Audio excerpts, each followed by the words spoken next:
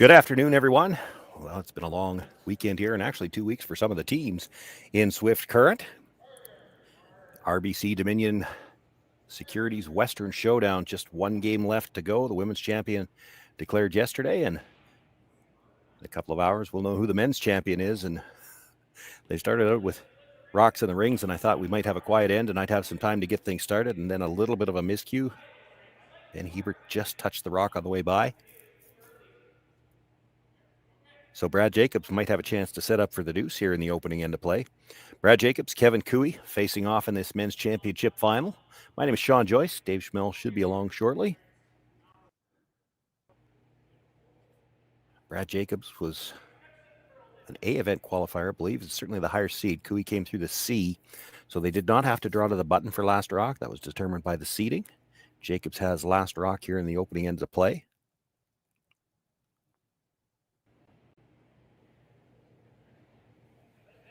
Talked quickly about throwing up the guard, but they're going to play into the rings on the opposite side.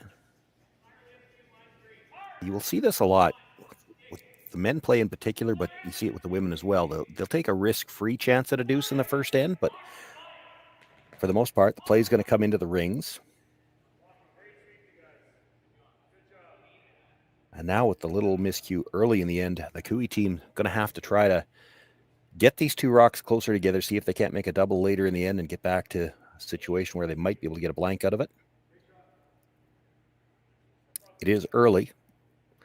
That helps. It was lead stones when Carrick Martin went by the Hebert stone.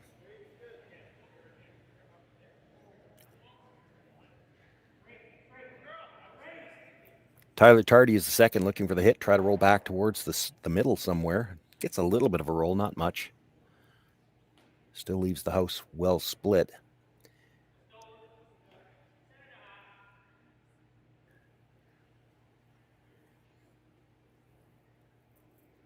Brett Gallant now will try to hit that. Doesn't have much room to roll to the outside. Look to hit right on the nose, and might be high enough after that to make an attempt at the cross-house double.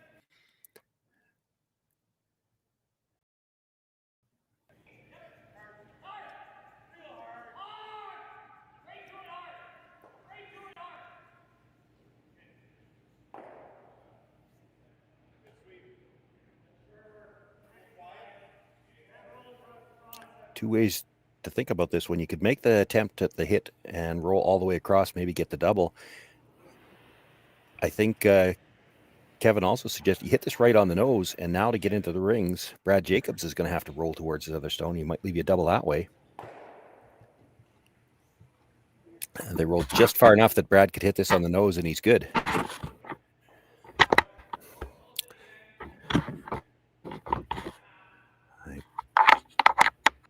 I don't know who's crashing, but it's not me.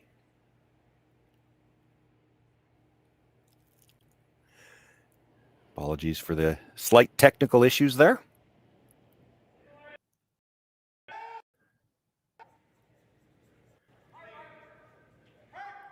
Another attempt at the hit for Brett Gallant. Just wants to stay right.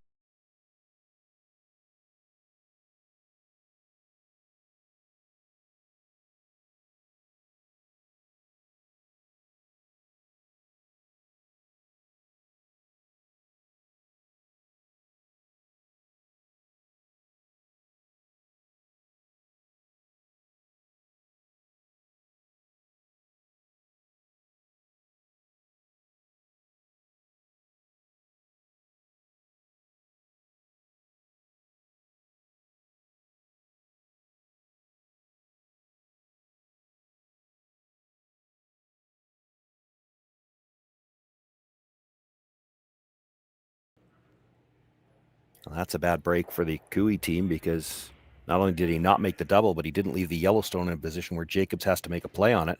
So he gets another chance to split the rings, and if you're going to try to get back to a double situation, you're starting over.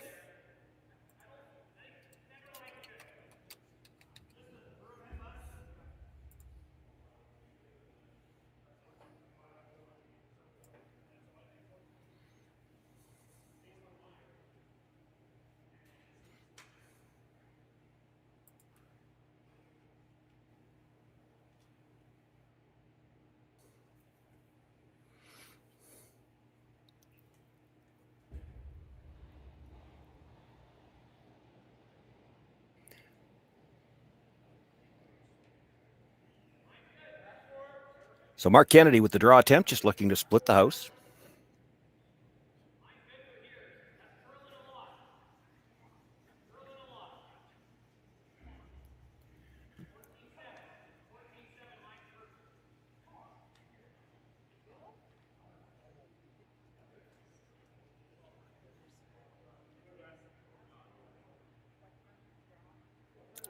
No double there. We're getting late in the end, too. If they're going to get back to a chance for a double before their last stone, they've got to get the big roll here pretty soon, I think. That's what Kevin Cooey's looking at.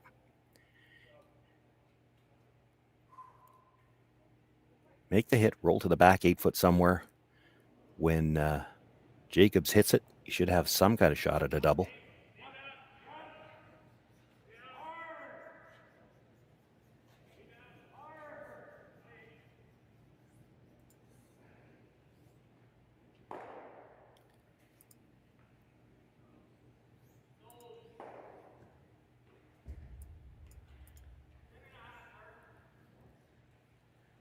Unable to get the roll, so it'll be another chance for Mark Kennedy to simply hit this on the nose. Leave the house well split.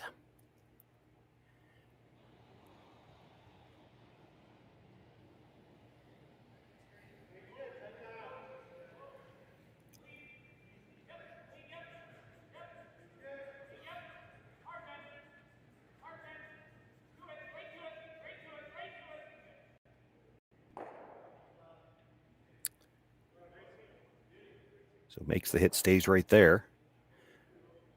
Kevin Cooey looking at, do we try to go for the roll and split the house that way? Or if we nose it and Brad noses again, is it up high enough in the rings to try the long cross house double? And the reason you look at this, if you hit and roll to the center line, Brad hits and rolls back to the corner, it gets deeper both times and they're going to be dead across.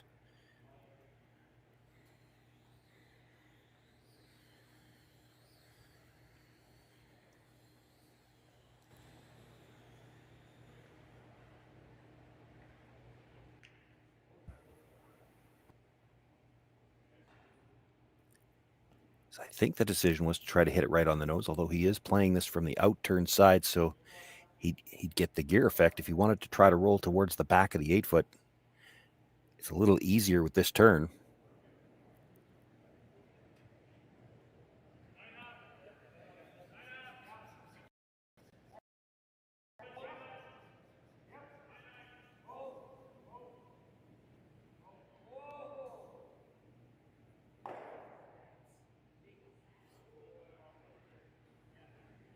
Swept that like they were hoping for the roll, but he hits close to the nose, only rolls maybe a rock and a half's worth. And if Brad is able to roll that far back to the outside, this is going to be too flat to try any kind of double. If he noses it, there's probably angle enough there for Kevin Cooey.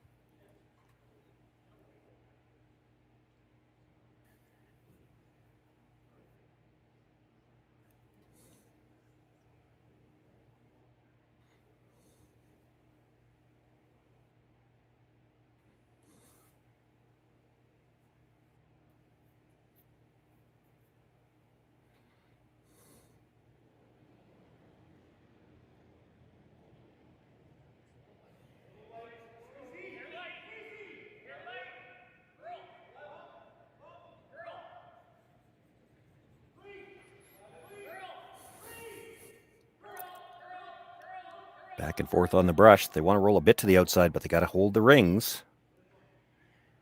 And he will. No double there, not even for Kevin Cooey.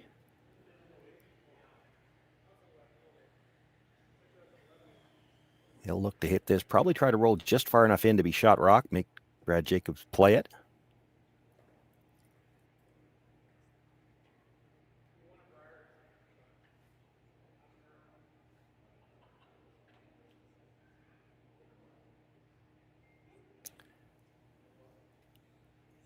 Second thought here, he decides if they hit the other one, they can kind of use that yellow on the outside, at least to take away one turn. Brad would have to throw the in turn into it and roll all the way. Or yeah, he's not looking for the blank. You just have to hit it. You might be able to get a sliver behind the yellow and still be shot rock.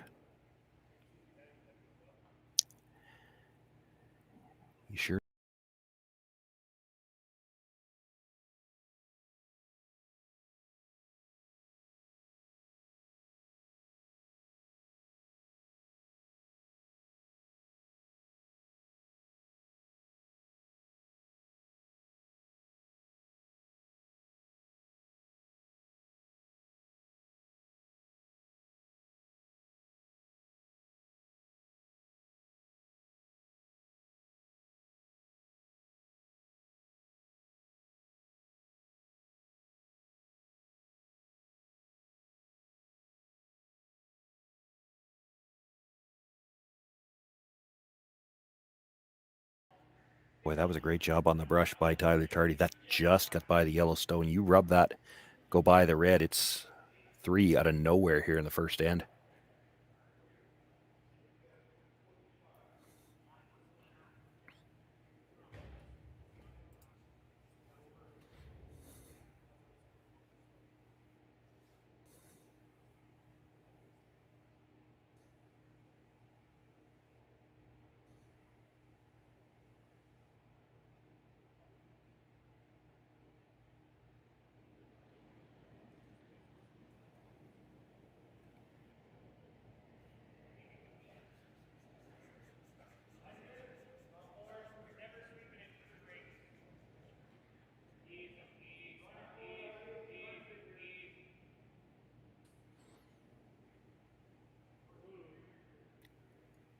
Brushers have backed away from this a little bit.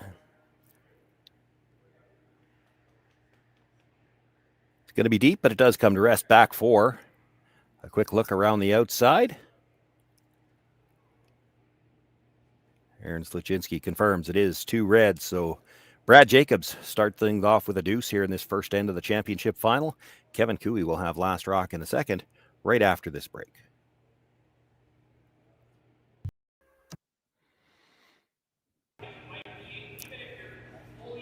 Second end just underway. First stone brought into the top of the 4-foot. The corner guard goes up.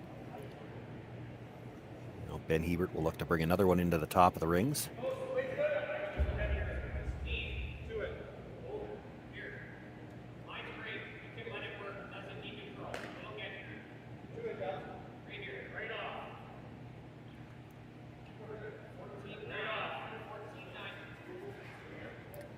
Wants to line these up, doesn't really want to get right down to a freeze. You gotta leave a little bit of room between them so there can't be like a hack weight hit to kill the back one and stay frozen.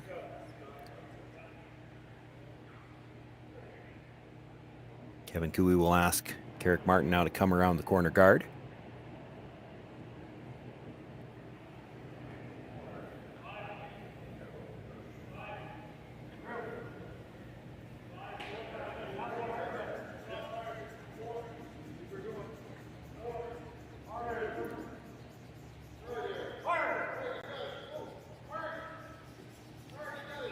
He's got the legs to get there. You'd like this deep enough to get completely buried. He's going to get a sliver in behind. Well, actually, it's a little over half. That's not bad. It's one of those shots, though, you don't mind being deep in the rings. It's more important to be dead buried because this is still in the free guards. You're still in the free guard portion of the end. Brad Jacobs not likely to chase. I mean, he's thinking about it. They also talked about the guard, which is probably the more conventional call on a shot like this.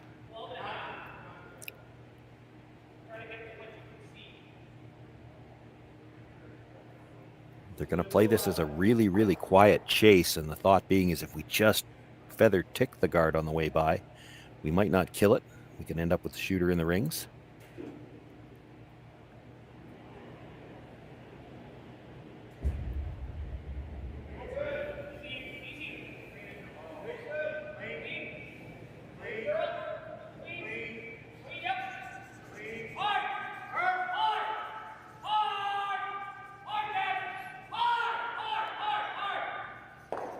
Big job on the scrub. They do get it by.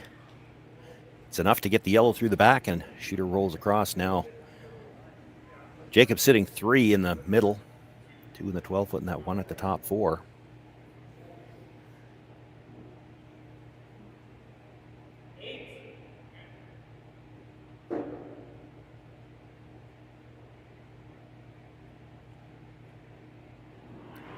Cooey deciding it's time to deal with the rocks in the middle. Tyler Tardy being asked to make a few red ones fly. Probably look for the double here and try to stay in front of one.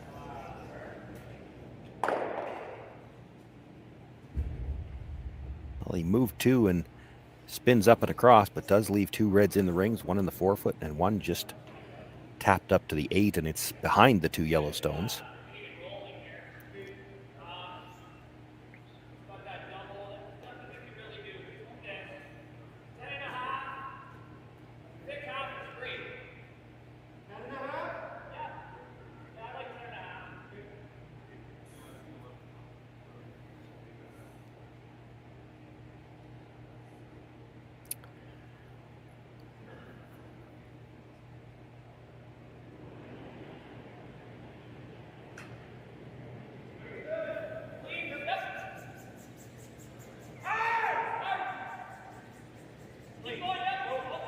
Gallant being asked to make the hit, roll across to the other side of the rings, and that's just so that he can clear the red and the 8-foot.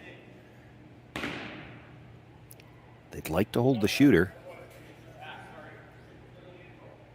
And they will. It hangs on for a good bite of the 12-foot. That could matter. There's a double left on the other side. That's the kind of rock that could end up forcing Kevin Cooey. So if you're going to get forced, you may as well try to find a way to score 2.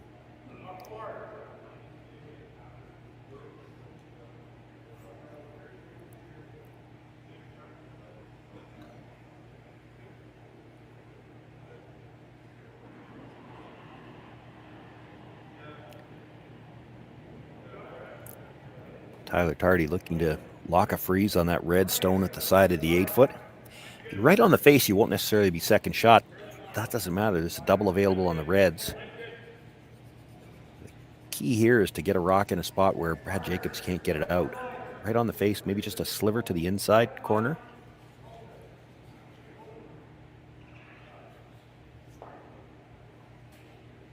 That's pretty good.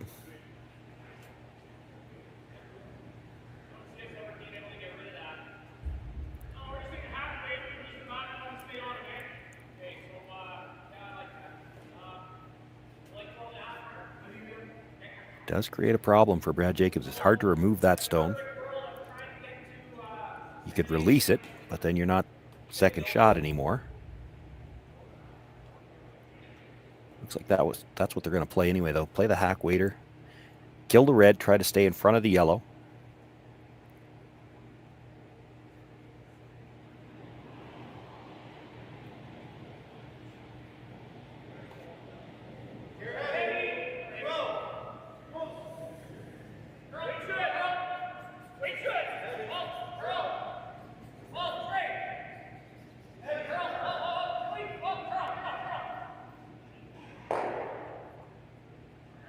Well, he kills the red, but he actually rolled off the yellow. That probably not what they had in mind. You can see Mark doesn't look happy.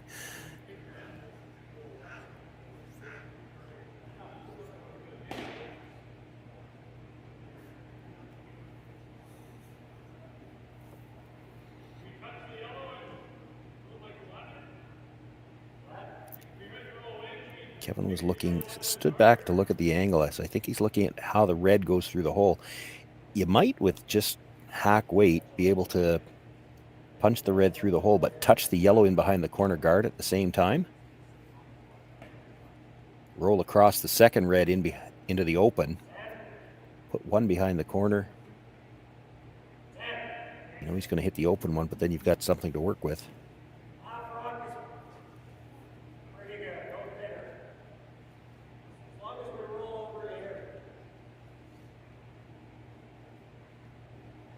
He hasn't talked about touching the yellow, and I can't tell if it would touch it or not. Even if it doesn't, you know, you get the roll to the other side. That red stone in the 4-foot is between the two yellows. That eliminates any chance at a double.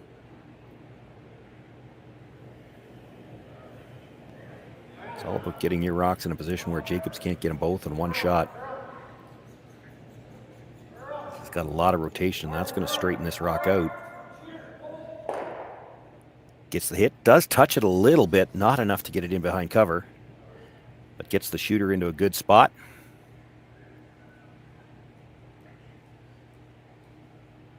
There you can see if the red one wasn't in the 4-foot, there'd be a double there. Brad wondering, can we make this yellow onto red and push the red into the yellow? The problem with that, I think, is that the yellow goes into the red on the side. Everything is lined up pretty well for Kevin Cooey right now. So talking about hitting the yellow, that's a little piece in behind the guard, coming across, nudging the red, and that's just about spreading the reds out. He doesn't want to leave a double.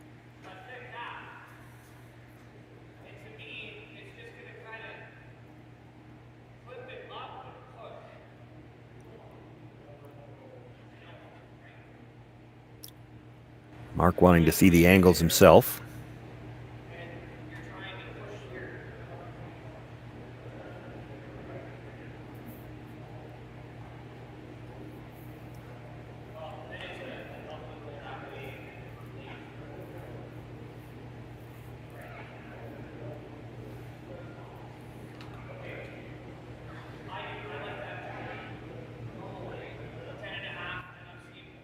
We saw Mark suggest they could hit the wide one, roll behind the one at the top of the 4-foot. What he's thinking there is that forces Kevin Cooey to make a play on the stone at the top of the 4-foot, and then maybe the yellows are close enough together to get a double.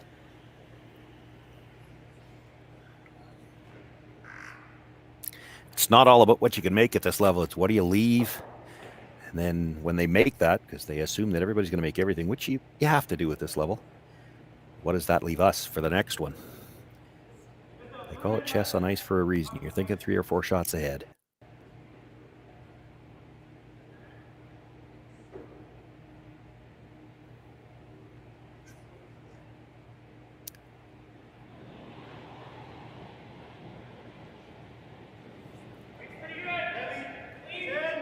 So they're sticking with the shot call that Brad had originally. Going to make the play on the stone that's just a sliver under the guard. Try to roll over, nudge the red.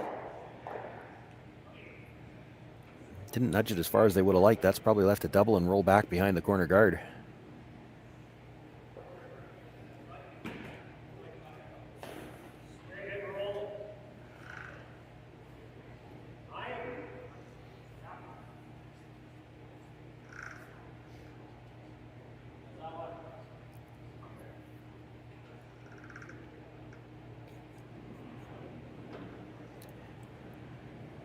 Big shot here for Aaron Sluchinski. You get the roll behind the corner, you're almost assured of a chance for your deuce.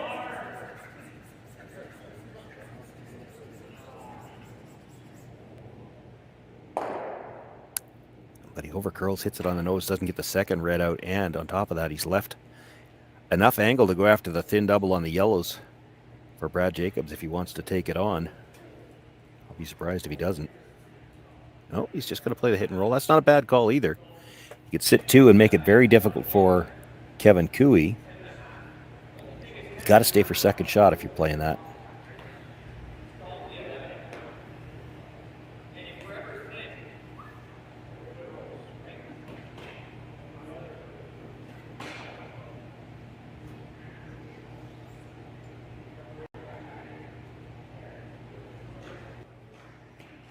So going to play this with quieter weight. He's still looking for about the same piece that he would need for the double. He can roll right onto the corner of the yellow if he makes it right.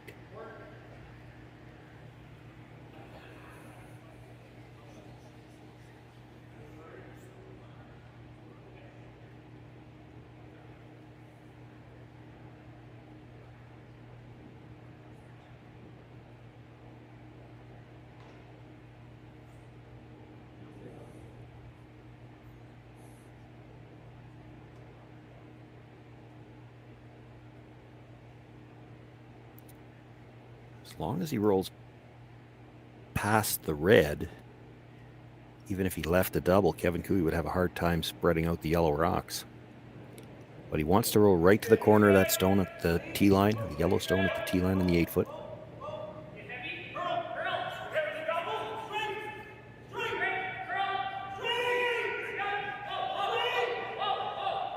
Going to be a little thin. Going to be a lot thin. He didn't get the yellow out, and he goes through the hole and out the back. Well, and just like that, no longer is Kevin Cooey worried about necessarily getting 2.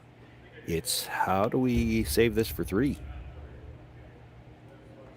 You can't leave a double. That's... And I mean, it's Brad Jacobs you're playing against. There's always going to be some kind of double. You've got to make it hard.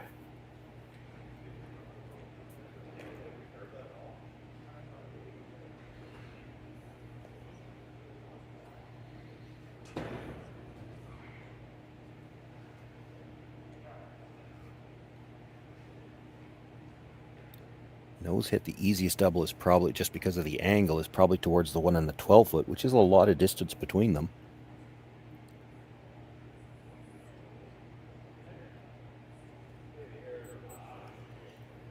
You'd hit and roll to the center line on the, or to the tee line, pardon me, on the other side, but if you're in the open, Brad hits and rolls behind the corner guard.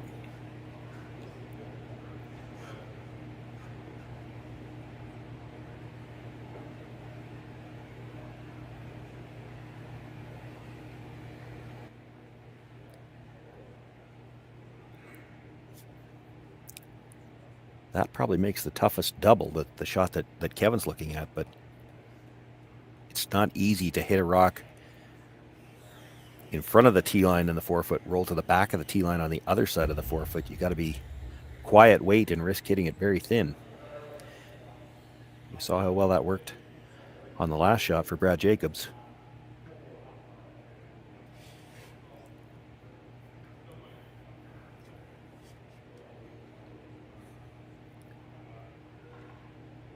Thin so you can roll deeper, and quiet so you don't roll very far.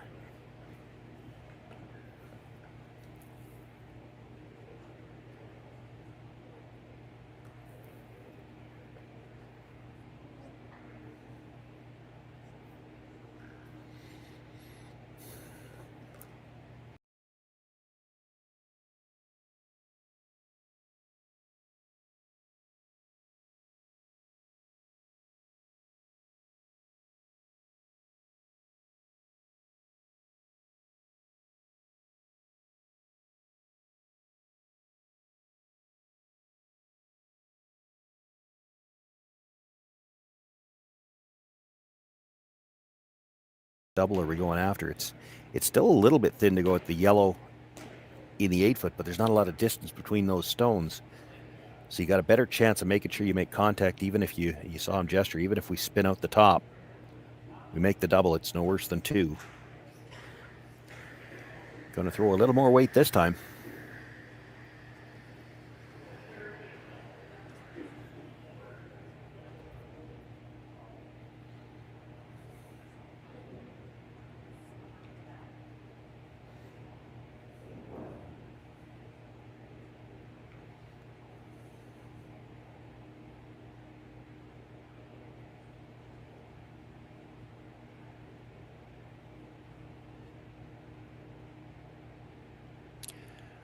Brad Jacobs with his final. He does have the 2-point lead here as we play in the second, but without last rock and facing 3, needs the double.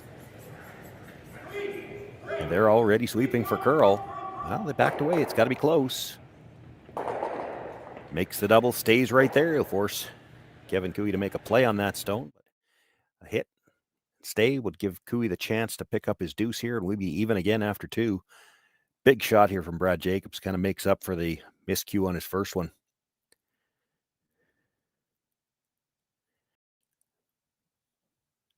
As the little bonus, he stays in the 8-foot. Forces Kevin Cooey to play it.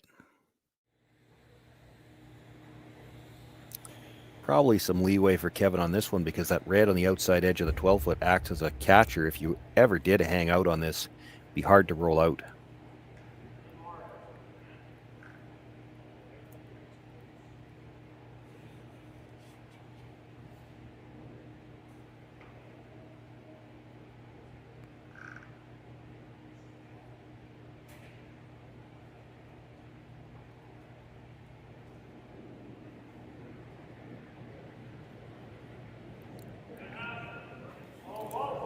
Final stone, second end. Kevin Cooey looking to tie things up here.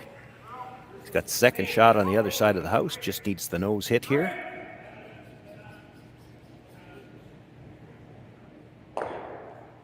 Will come down, make the nose, stays right there in the 8-foot, put 2 points on the board. Kevin Cooey's turn this time.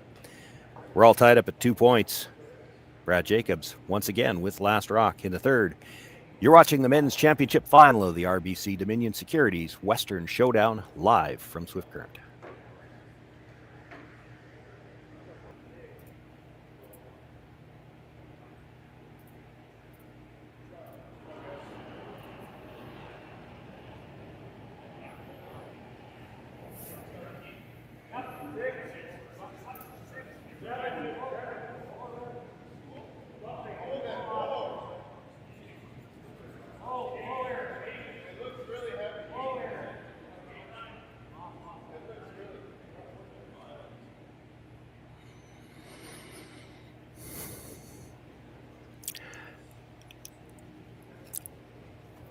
Third end just underway here.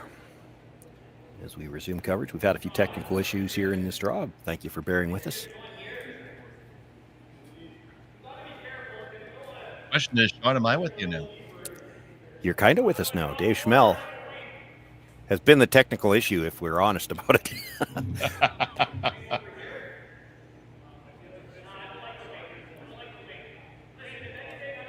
Center guard thrown up to start this end, come around to the top of the 8-foot, and then Carrick Martin looking to, I assume, corner freeze that. It's a little heavy, comes to the back 12.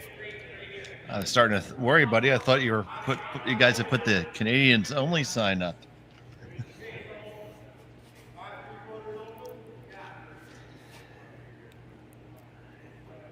Well, you've been able to see what's going on. I have. It was a nice deuce there out of Kiwi. Jacobs came up with a nice shot there to avoid that being something big. Yeah, there's a couple of swings there in that second end. It could have gone from a force to a 3, goes back to a deuce with a nice double. And that was the swing. All that swing was within 3 shots.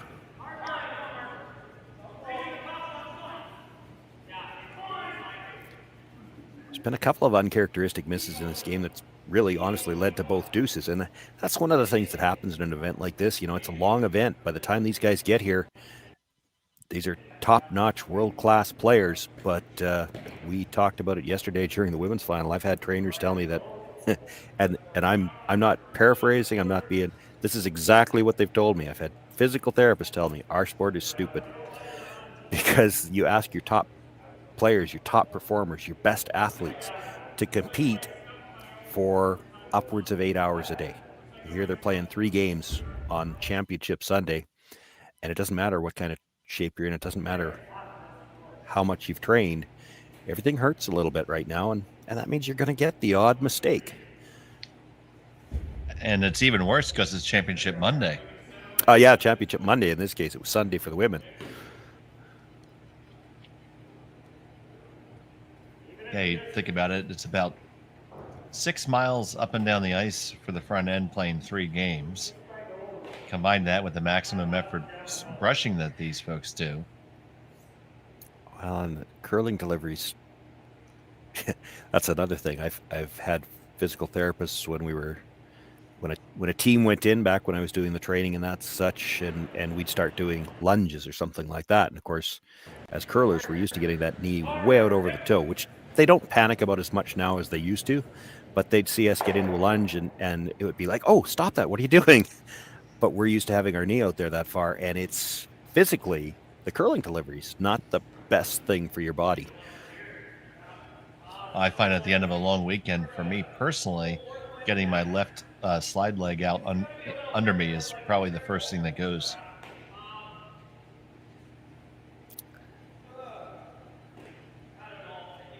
Yeah, I'm a tuck delivery guy myself, and guys always think it's the knee on the sliding leg that's the problem, and it's really not. When you play a lot of games, for myself anyway, I find it's the hack leg that gets you've driven out of the hacks so many times that leg just starts to feel tired, and you don't have a really good feel for how much you're pushing out anymore. So now we see Brent Gallant is going to move some of these around. Hope to sneak underneath the corner if they could. Or just a straight draw. Straight draw, I think, in this case.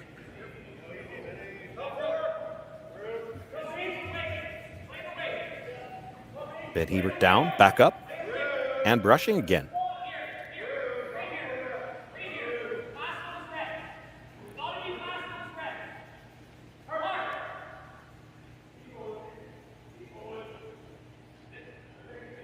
They tucked that one back there nicely.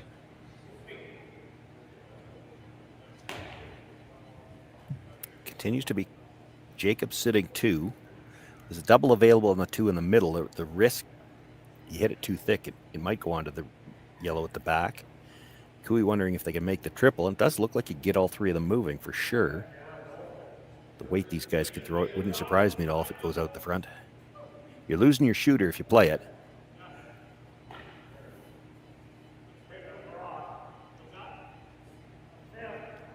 Looking at the thin double, the one at the top of the 12-foot onto the one that's buried. He's just showing Tyler Tardy how thin he has to hit it. Tyler wants to see it. And you'll see this a lot from some of these players that are such good hitters. They They need to see the angle. The double's always there. It's just a question of where do you have to hit the first one, and it's never comfortable when you're hitting it that thin, but it is that thin if he's going to make the second one.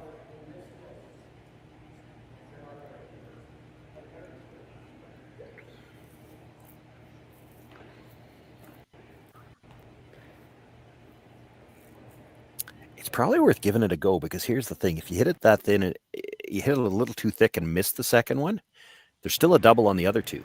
You know, if the one on the 8 foot was open, there's a double there from that one over to the buried stone. Mm-hmm.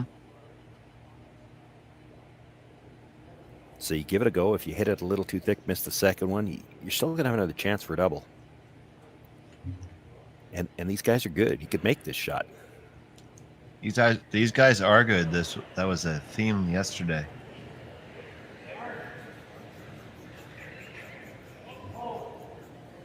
So Martin all over this. Yeah, he's a little thick. And that's going to go over the top. They get just the one.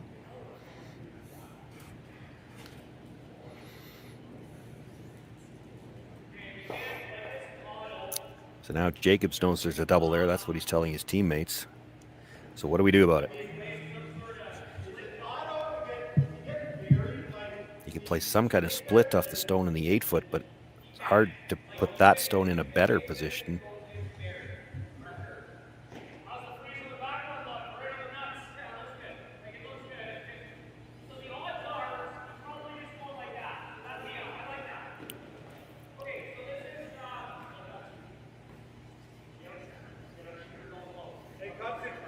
Just to be clear, he's never talking about playing the double. He's showing everybody else what coup he's going to play. So now where do we put the next rock? He's talking about freezing the one at the back 12. So conceding the double and still trying to make sure we get a deuce.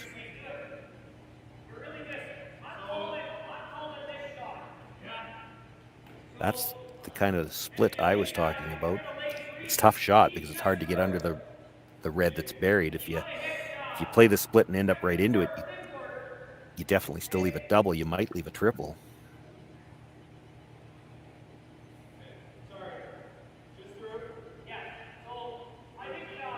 It's the best result if you could make it, because you could end up with two buried, and Kevin Cooey might have to go after the open one. It's his corner guard. He could play the run back double too.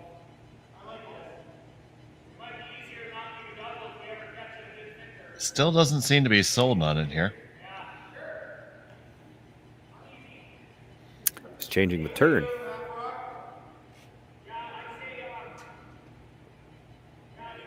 It's easier to get under playing the other turn. I wonder if they're not playing to push the 8 foot stone in behind the corner guard now. Hard to come across it and roll steep enough to get underneath their own stone on the other side.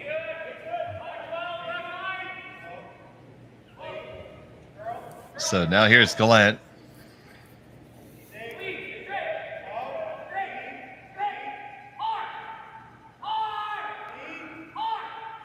Yeah, they're going for the push split. Did they get it far enough over there, Shawn? Not really. The nice thing about it, not really any doubles available. Kevin Cooey could try to hit the stone in the 4 foot roll under. The problem is he's still probably going to be no better than second shot. And he really doesn't want to play this end behind a corner guard either.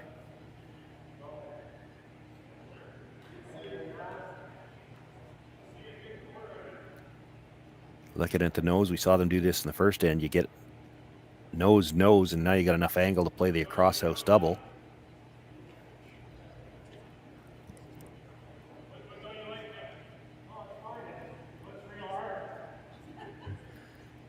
I don't think he's going to be looking to roll under here. If you hit nose on this, I don't think Jacobs could get under either. Looking at the run now. Yeah, the run at least gives him a chance to use a few more angles. Yeah. Do you think you can just catch a sliver of that one in the top of the 8 and come to the one in the back? Coming at it directly? Yeah. Maybe. Aaron seems to like the run. And I mean, you could do it with the run too. Sure.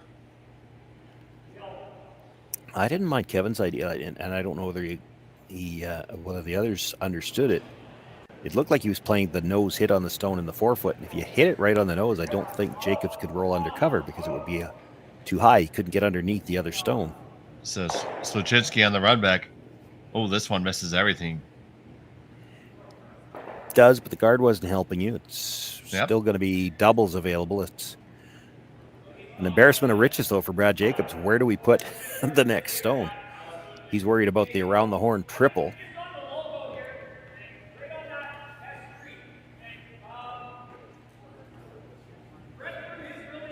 Oh, around the horn triple. That's not something you hear every Tuesday night in your beer league. And if it is, it's probably not on purpose. It might have been on their own rocks.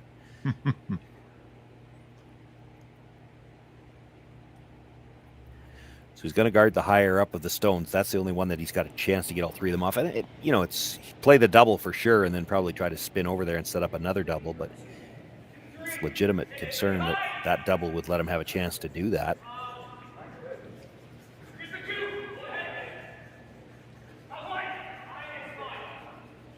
So Hebert and Glenn working hard to drag this one up. And it is extremely high.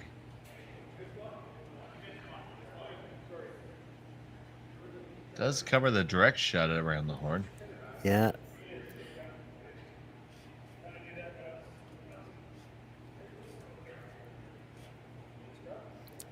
Where are we at? He's got 3 stones left. I still don't mind the nose hit on the one in the forefoot. We don't have a telestrator, so you all have to use your imagination. But if you hit that one right on the nose, I don't think Jacobs could hit it and roll behind the corner again. Well, if he hits it on the nose again, there's got to be angle for a double somewhere. It's up, climbs up in the house.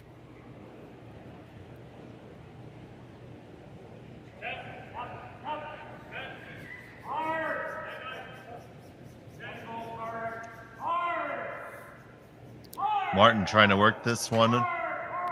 Hold it there. Get the hit. You'll stay just about right there. Shots down for Brad Jacobs. Yeah, that's all they were looking to do, though. They had talked about that even before the last one. If they could get the exchange of hits, get that rock up 2 more rocks widths, there'd be angle for a double, and same type of thing. There actually could be enough angle to try the round horn triple going the other direction. Brad's going to ask Mark to try to roll just a little bit to the outside. Doesn't have a lot of room before that yellow at the back would be third shot. I don't think you can get them both and stay.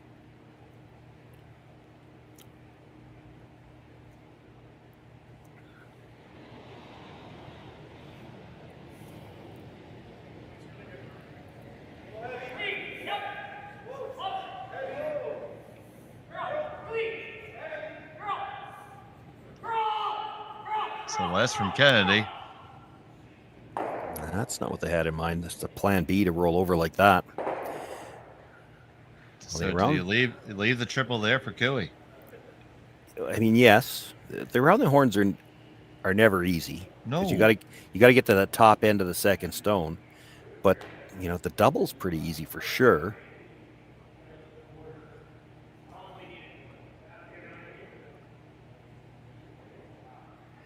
The danger in trying the around the horn is, I think there's just enough room. Boy, it's tough to tell. I need to be at ice level and get down there and check. Like if you hit that first red too thin, you could roll over the top of the second one and I think miss the second red altogether. There's a hole, is what I'm saying. Oh, yes, there is, for sure.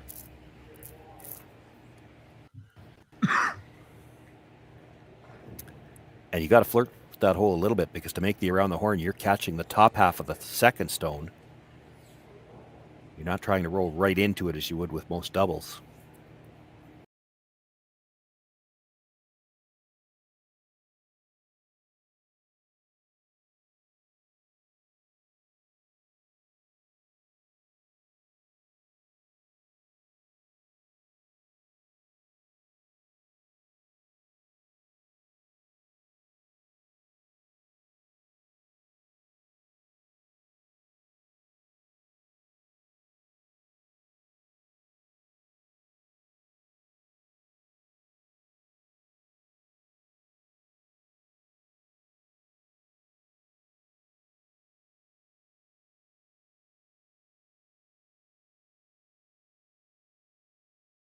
to decide where do we put the next rock so that we might still get a mistake and a chance at 3.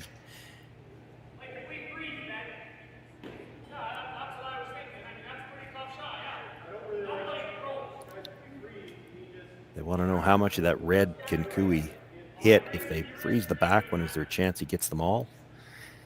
There might be.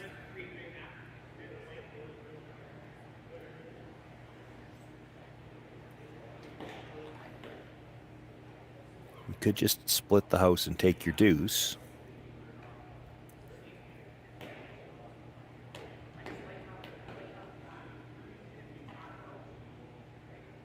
So thinking of freezing down the back here.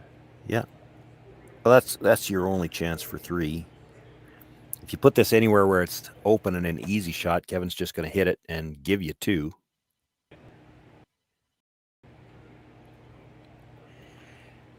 I don't know what he asked him there. I've often tried turning around in my opposition, asking, if I do this, what are you going to play? And they never answer you. I'm not sure if I believe them if they did, but it'd be nice. They should just tell the truth.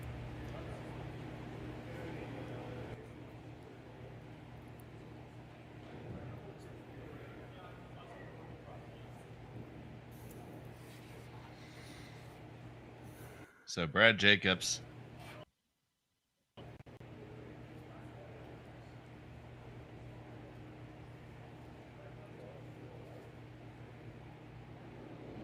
Trying to find a way to put up a crooked number here. As long as he doesn't leave some kind of a double, he's going to have a chance for a crooked number. He's trying to find a way to get 3. The only chance he's got for some kind of a mistake out of Kevin Koo, if he locks this right on. You still don't expect, with the weight that Kevin can throw and as lively as these rocks are, you don't expect that he can't get this one out anyway. Curls past the nose, so that means definitely he can get it out. Easily enough you hit that and remove it. Yeah.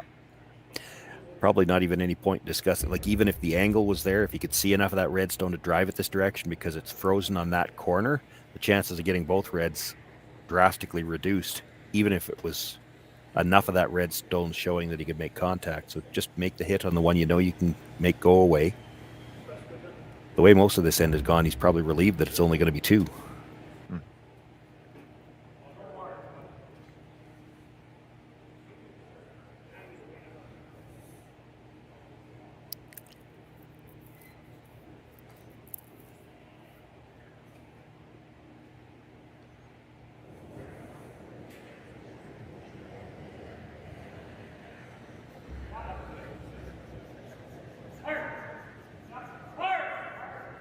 So here's Cooey trying to pick that up. No problem there. Eli's shot at the back. Be an open hit for Brad Jacobs for 2. Stays where Brad has to play it. That's, it's a little thing, but it's not, because he doesn't have a ton of room to roll. Anytime you can make your opposition hit something in the back of the house, it certainly reduces their margin for error.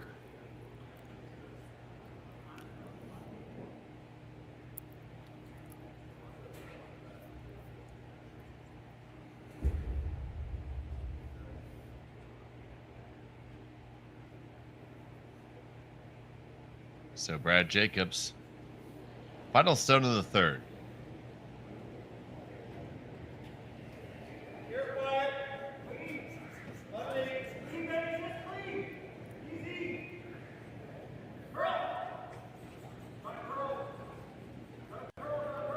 Trying to carve this over just a touch. Sweeping for curl. What did I just say? And it is going to roll out. It'll be a single point only for Brad Jacobs. He takes a 1 stone lead. Cooey has a hammer in 4 when we come back from Swift Current right after this.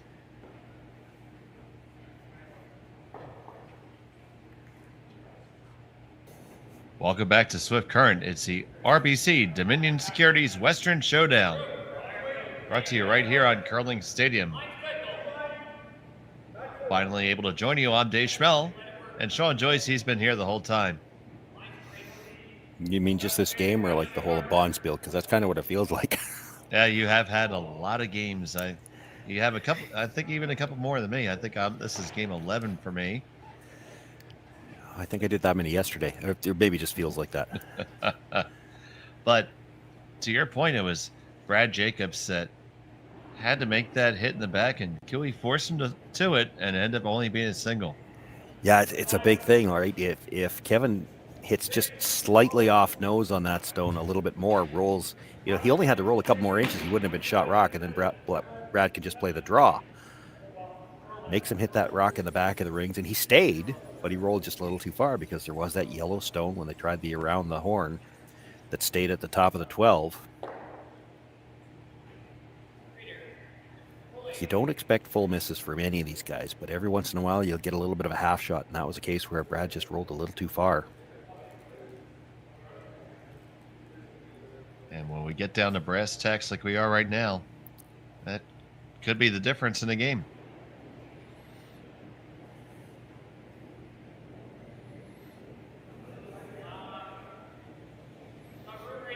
Well, in a Bonspiel format like this, you'll see those kinds of things a little bit more often in a final than you would, say, at a Brier or Scotties or World Championship. Typically in those events, you're only playing one game on the last day. This is the third game for both of these teams, and not to make excuse for them or harp on it too much, but you're tired, you're sore. The execution level is not going to be quite the same as it has been. Historically, that's always been part of the challenge when you play in an event like this. You have to manage that. Same for both teams. They're both tired. They both played 3 games today.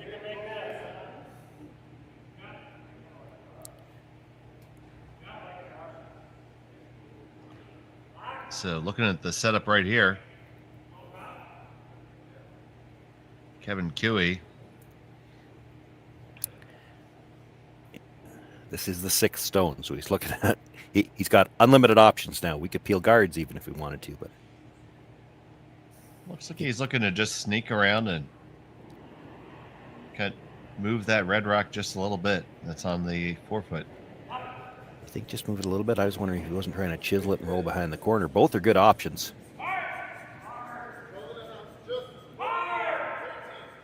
Oh, Aaron is on this one hard. Carrick's going to have to join him. They do just squeak past the guard. They get it. They move it back. Does leave it wide open, though. Yeah, I think they were trying to hit that a little bit thinner and roll over towards the corner because he had enough weight to kill it.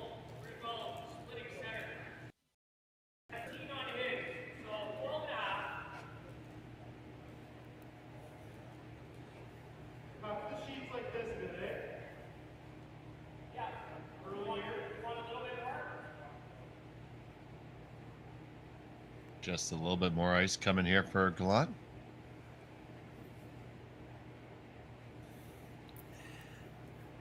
Yeah, tough spot here for Jacobs. You want to roll back to the middle, but you don't want to roll directly underneath that yellow. That would be actually to Cooey's advantage. So again, not playing with a lot of real estate on the roll.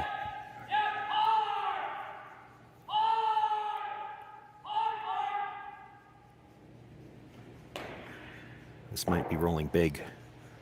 It does roll big, and it rolls all the way out the other side. That's not bad, actually, for Jacobs. It means that Cooey can't get back to the corner guard.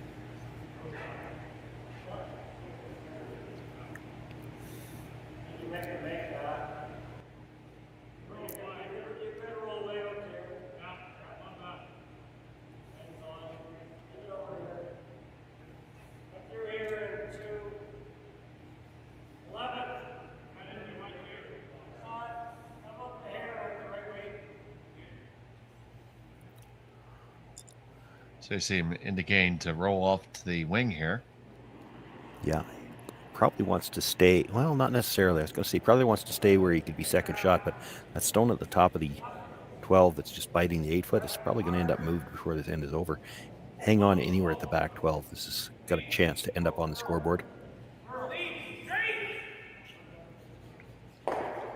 So from Tardy, they get minimal roll only. Yeah.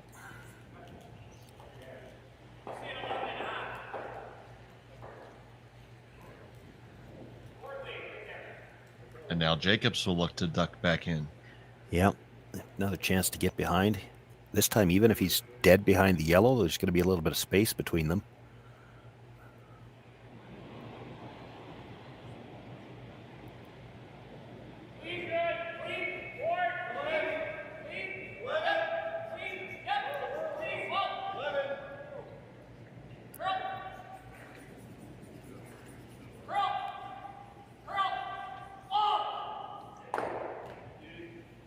Hit and a beautiful roll.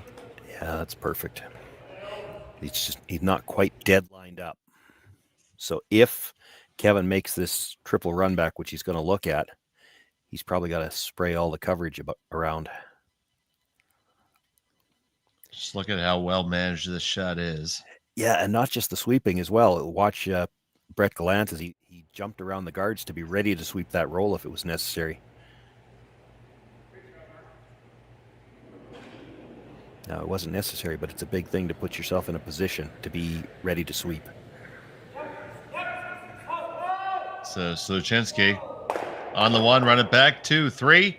All the Reds go. It's only Cooey Stone left. Yeah, but that's why it was important to get that a little bit past the dead jam, because the yellow spun out into the open after he made the run. Big shot here from Sluchinski.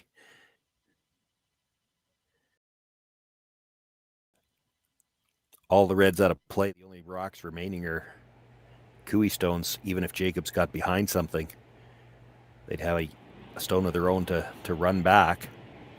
If they get behind off this one, it's going to be hit and roll behind the tee line. You'd see them draw.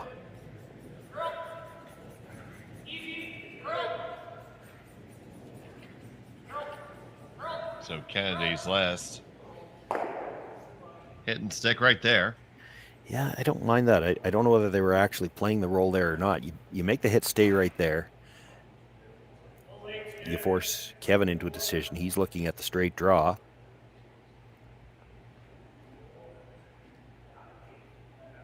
And because if he was to hit and roll behind the guard, he'd be behind the tee line, then you freeze to it. So that stone in the 8-foot, at the very least for now, shrinks the scoring area.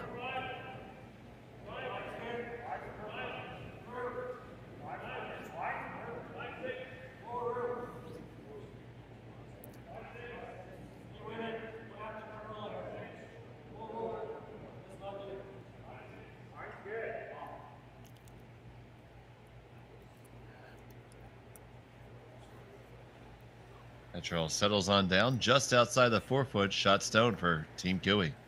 Stopped just before it popped out the other side.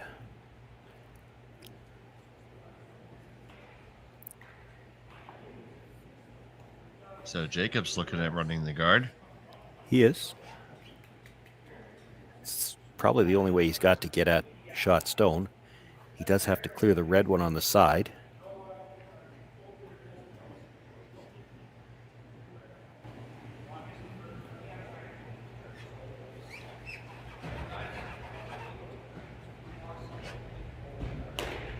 See a good look at the angles there.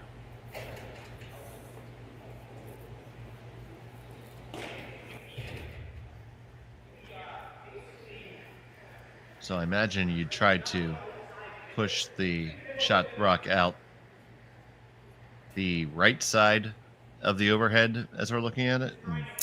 Yeah, I don't know that it matters which way you go out. He'll have a firm idea in his mind before he gets in the hacks which way they're playing it. But it's the key, I think, is you got to be fairly thick on the second one, because you want your shooter, assuming that the shooter's rolling that way, to go over the top of the red stone if it has to. And, you know, the other thing is if you happen to run this back, so as we look at Mark, if you ran it back from left to right, caught the right side of that Yellowstone, there's also a chance it could jam on the Yellowstone at the back. So I'd like to think he's going to try to hit it the other way.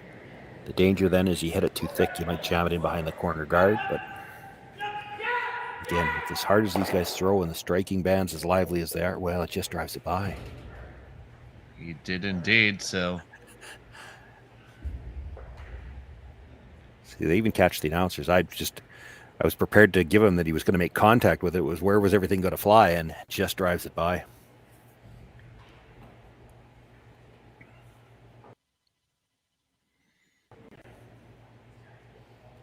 Yeah, they just had to give it a few more licks.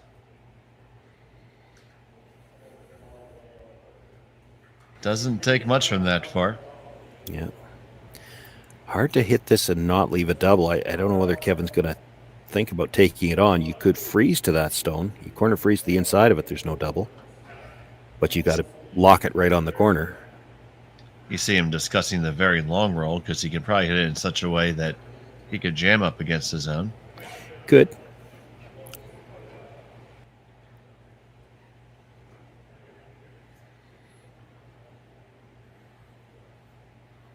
His first preference would be to hit that because then if the double is made back, he at least gets out of this with a blank.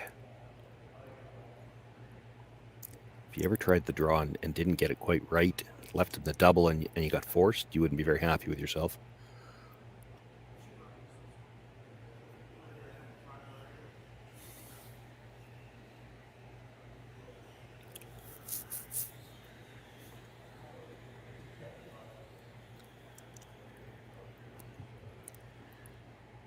It's not a lot of ice, but even so, I don't think he's going to throw a lot of weight at this.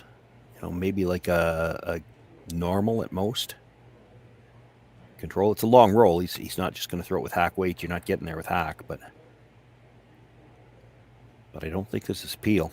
Peel, there's danger. You hit this thick roll all the way across and out of play over top of that stone.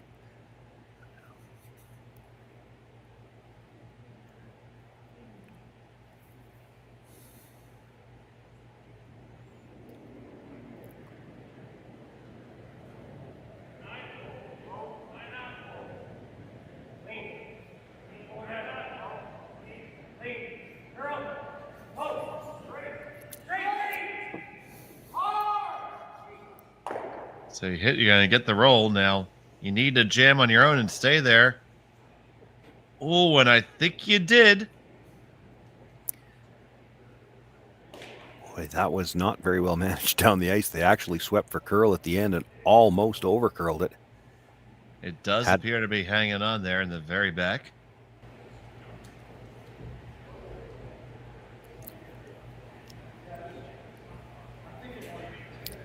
Slash doubles available, but there's a lot of room between them. That reduces the margin for error on this shot. Saw Brad go and take a look. If you happen to hit this a little across the top, catch the one yellow that's biting the rings and then catch the other one. I think it's far enough out of the rings that off that run, it would still, the push stone would still be out of the rings after it made contact with the second one, unless it spins. And that's a possibility.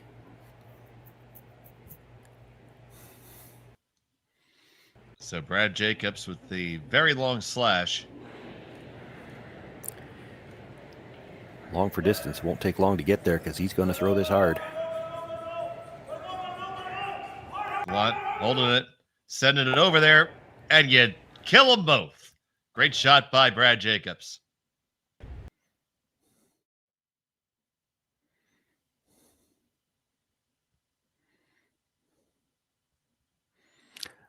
So close to a dead jam here, but that's, you know, the benefit of being able to throw the extra weight. You get a little bit of action.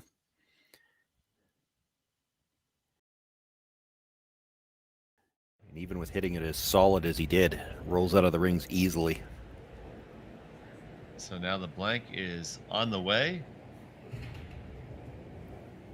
and completed. We're through 4. Cooey trails by 1. He'll have the hammer in 5 when we come back from Swift Current. Right to this, you're watching Curling Stadium.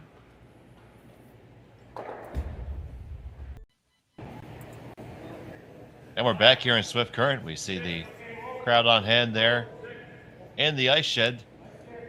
They've been there all weekend long, both on the ice, in the lounge, upstairs. Been great support for this event the entire time. There's a big shot there for Brad Jacobs to force Cooey to the blank. Take another look at that.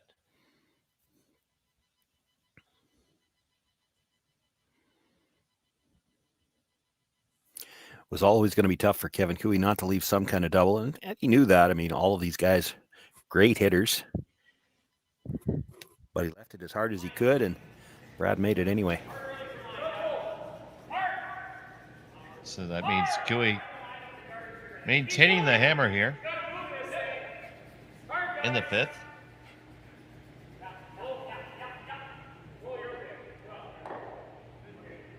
They have one in, and a pair of centers now for Team Jacobs.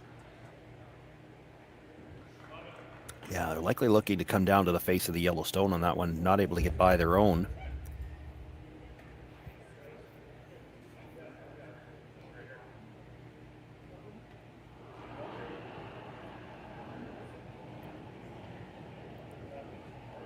So Kark being asked to just place it in the rings here.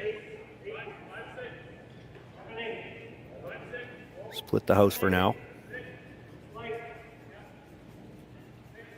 No rule in this event about 2 blank ends, so you're not going to see Kevin really push for points here in fifth. If he gets forced to a blank here, he's fine with having last rock in the even ends.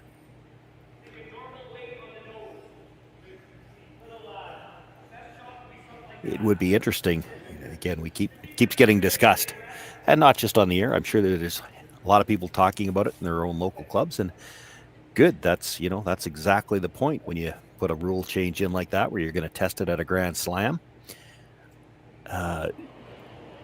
This end wouldn't be called like this if you were playing at the Slam and you had to worry about a second blank and losing the hammer.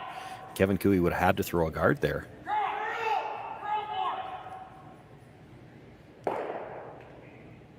Can't work that over to make contact. It just peels on off and out of play.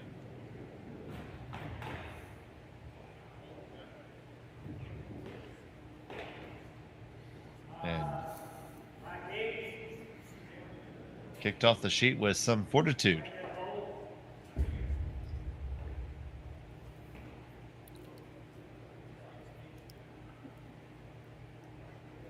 I don't think that's anything to do with that particular shot. Ben's just a little upset with himself not making the freeze. Oh, yeah.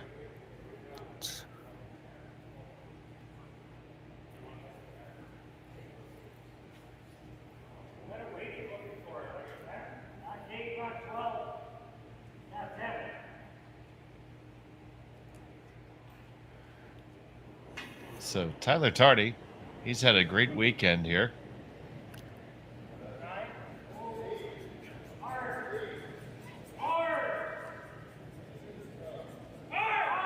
Said before, with the addition of Sluchinski, Tardy just looks so much more comfortable there in the second roll. Dude just squeaked that one by. Have one under cover. And they lie 3 at the moment.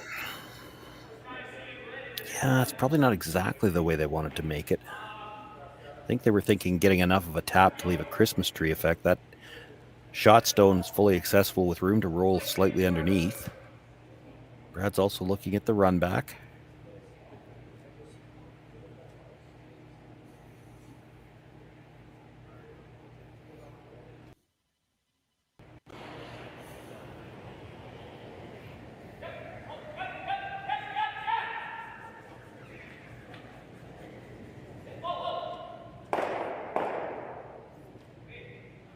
Look at the one they do spin in front of the Cooey stone there.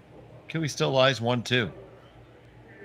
Yeah, it's a better setup for Jacobs at the front of the house, though. It's hard for Cooey to do much with that red stone.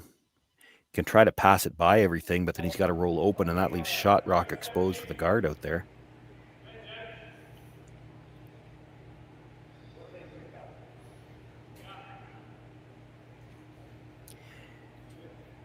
Thinking about using the overlap, trying to come around wide on what would be the intern side for Tyler.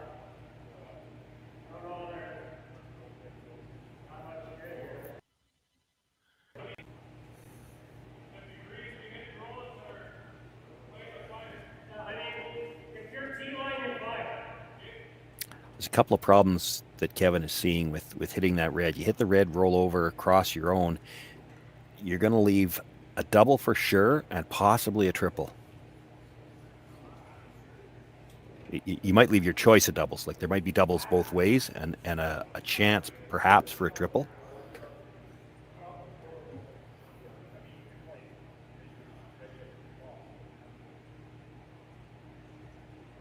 So I'm going to ask Tardy to wrap one underneath here. Yeah, he's going to try to use that stagger situation to his own advantage.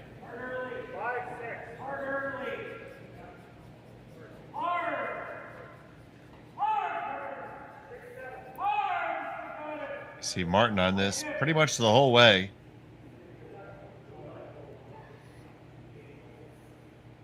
They had to hold the line. The weight was there.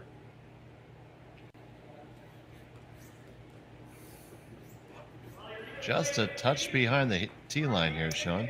It is, but how much risk do you want to take on if you're Brad Jacobs? Like, you try to follow that down, and there's a potential monster end sitting out there for Kevin Cooey.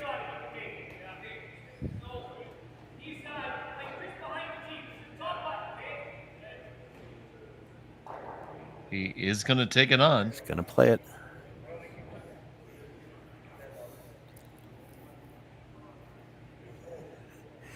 You know, we kind of joke all the time, too, about lefty versus righty, and everybody's intern does seem to curl a little bit more. So, you know, Tyler Tardy gets a nice rock around there using the left-hander's intern. Well, the bad news, if you're Kevin Cooey, is it's another lefty throwing for the other team right after Tyler Tardy. He should be able to get the same kind of movement.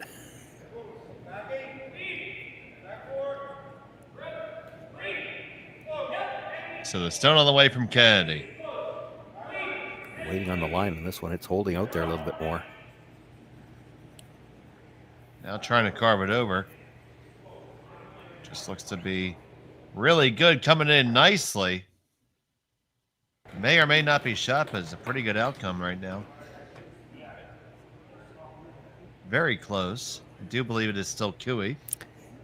Looks like it to me. Now, I'd almost be shocked if either of those stones is still there at the end of the end, but it's opened up new possibilities with this play on the red, because now the double that he might have been worried about before, Brad Jacobs isn't playing any kind of double that's liable to jam into that pile. And if he makes the hit, clears the yellows, rolls over to the side, that one lone red stone sitting in the button area is going to be feeling awful lonely.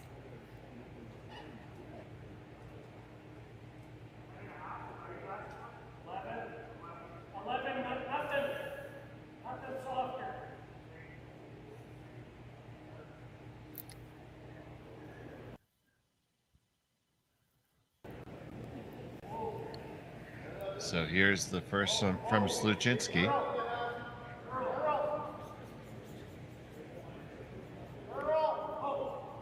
He's got a lot of rotation here. It should help him get plenty of roll away from this situation. Loses the Jacobs rock, and it is having separation anxiety at the moment. Yeah, there's a double on the outside. That doesn't deal with the rock in the middle. That yellow stone splitting the center in the 8-foot is the one that Kevin Cooey can use to get that red stone off the top of the button. Hard to make any kind of double off of it. He's looking at just the hit and roll in behind the corner guard, or the off-center guard, I guess.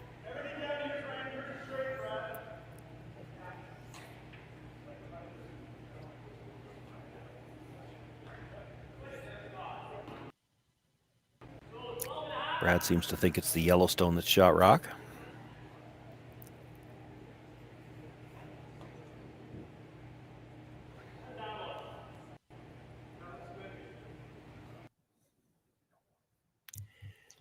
Well, we'll take his word for it. He's right there. Yeah, I don't think he'd lie to us. He might lie to Kevin.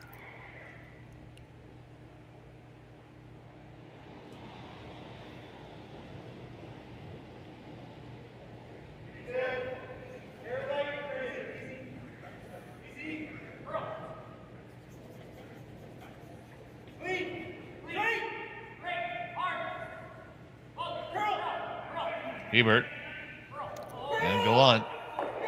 And kick that by. Be right in front of their own. They lie second and third. Benny using a little body English at the end just to make sure it got by. Don't know how much difference that makes, but he definitely tried it.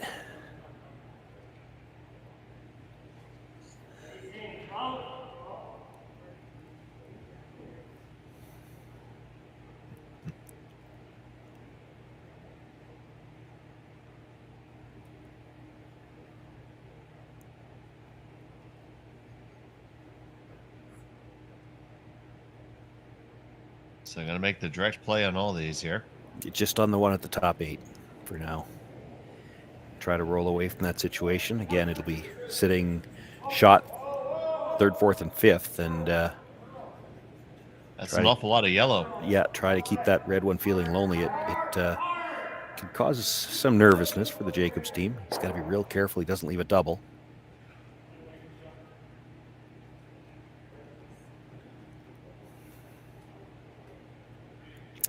And the other thing, and Brad knows this, right? It's if this goes right to the end like this, Kevin Cooey could always come off one of those yellows at the side and get to that red stone, and it's for at least 2, depending what you do with any other stones you're putting in the meantime. Yeah, I'd be nervous about coming right down to it. He could come off the yellow, and if he gets right into the crotch of the 2 reds, they might both go.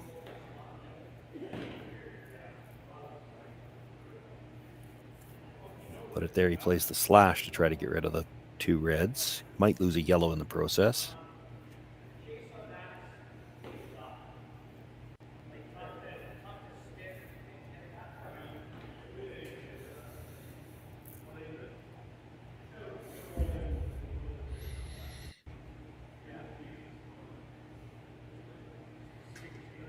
So ultimately, it looks like, you have to ask what your goal is now. How many are willing to give up? Well, and you don't have complete control over that if you leave him a double. I didn't mind what Benny was just talking about. You come down, bite the corner of the 4-foot dead behind cover, let him pick out the shot stone or the second shot stone. It still, for the time being, eliminates those 3 on the side. What I think Brett Gallant was talking about, you play a double on the 2 yellows, the top of the 8-foot on the side, rolls slightly to the inside. Now Kevin can't play the double because it jams on the other yellow stone. If you roll into the 8-foot at about the 1 o'clock position, or even, call it 1:30, make the double roll in just a little bit. Now that to play the double on the 2 reds that would be left there, you're jamming on that red at the back 8.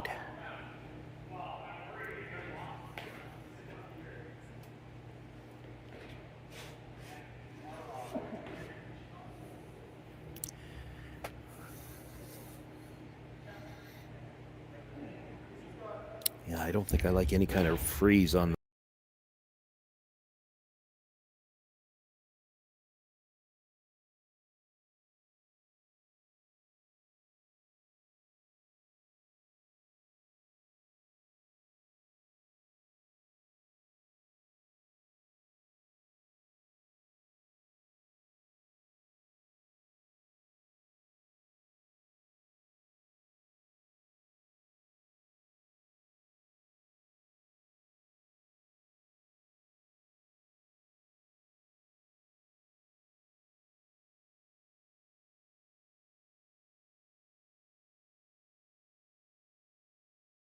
And then you're not looking at giving up any more than 2.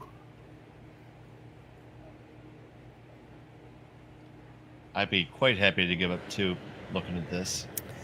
Well, yeah, you're counting on back-to-back doubles. This double, pretty makeable. You don't know what the next one's going to look like. So here's Jacobs, double number 1. Kisses it. He probably shot rock now. Yeah, he left a pretty makeable double back, although it might go into the red or the yellow at the side. Mm-hmm.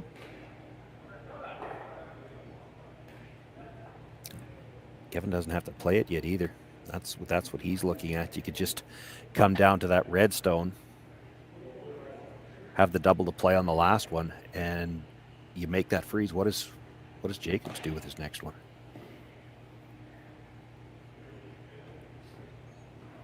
He's probably got to come off the red. If you don't do it here, Jacobs probably has to, so that he doesn't leave the double. Jacobs will do it a lot quieter. That's the only difference.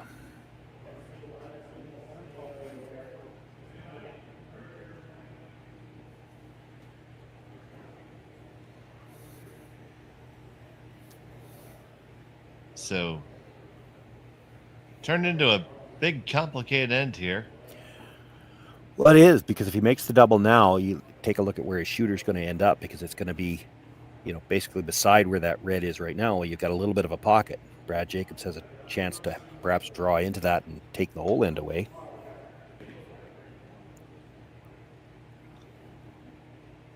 I want to take a moment to thank everyone who's watching on Curling Stadium and the Curling Zone YouTube channel right now. His best bet might be, and you'd have to, he'll see this angle if it's there. It's hard to tell from an overhead shot, but if you hit the red that's in the open, come across, catch the second shot stone, if you could ever just touch the top of the yellow that's at the back of the button, push it back a bit, now that red probably goes all the way across the tee line and out over the top of the one on the other side. And there's no pocket when you move the one back, even if you lose it, as long as you only lose one. Your shooter's going to be behind cover.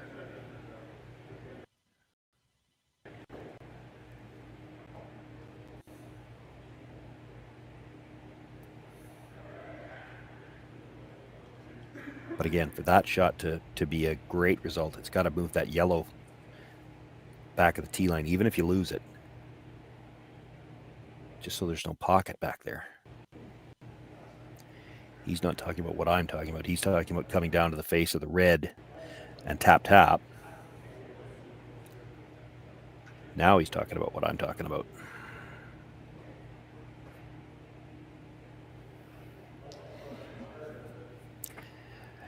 That's probably your best result if it's there, because you're not going to leave any kind of pocket. You'll spread the yellows out. Like I said, even if you lose the back one, your shooter's going to be in front of the tee line behind cover.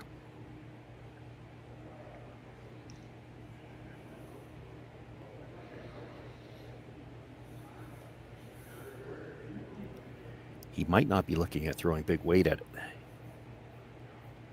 Might be looking at trying to do this to make sure that he doesn't lose any of the yellows. So that stone that's in the button, the red stone in the button area, is probably going to stay on the other side of the forefoot if he plays it with quieter weight. And that's fine.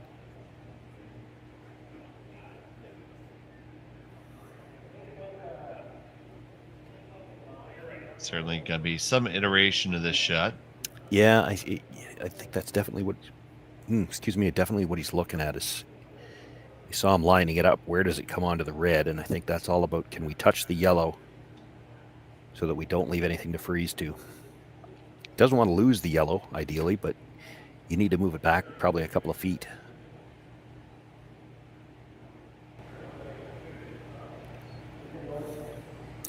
There's probably a few opinions there, too. That's one of the fun things about watching a curling game, is everybody's got their own idea about what could be played. And each and every one of them are shooting at 100%. They probably are. I've had that discussion with a few other people before, though, and in all seriousness, because everybody says, nobody ever misses a shot from behind the glass. And I know what they mean, but, part of that is, like a legitimate part of that is, when you're behind the glass, and this is one of the things that coaching has been so important with, your gut never enters into it. When you're out at ice level, there is always times when, oh, gee, I think I can make this shot. So you play something you maybe shouldn't have played. Or conversely, I don't feel good about this one. So the shot that maybe you should have made that particular day, just because you're not feeling it, you don't make it. Well, gut doesn't usually enter into the picture from behind the glass. That's how I get the feeling. Yeah, I get the feeling this is not the shot that Carrick won it.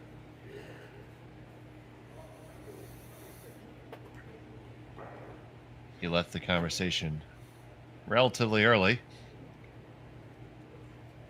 I think it's the right shot. I think the weight call is, it's...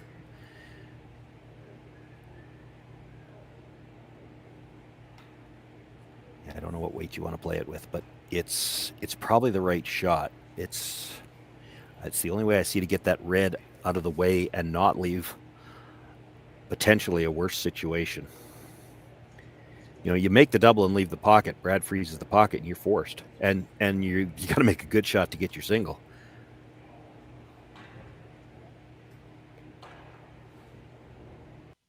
And again, there's probably a lot of people I know you always refer to the Tuesday night men's league. In the Tuesday night men's league, if you could leave them that little pocket to freeze to, you'd say, sure, go ahead. You can freeze that pocket. If you freeze to it, so what? But that shot gets made here most of the time. So you're in trouble if you leave that.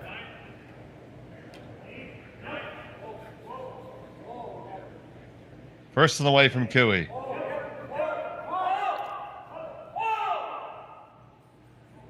Catches just a little bit. Direction to the side of it, kicks the Jacobs stone out. That's all he was looking to do. That's why he threw the quieter weight. You saw that yellow got pushed back, so there's not really a pocket. The red stone is open. You could guard it, but that's tough. I don't think they'll even talk about a guard. So where do you put it where you don't leave any kind of a double? And you got to be second shot. Because really, the one at the side of the forefoot, the one at the back of the forefoot are pretty much even. So you're either second or you're fourth. And if you're fourth, it's still a shot for 3.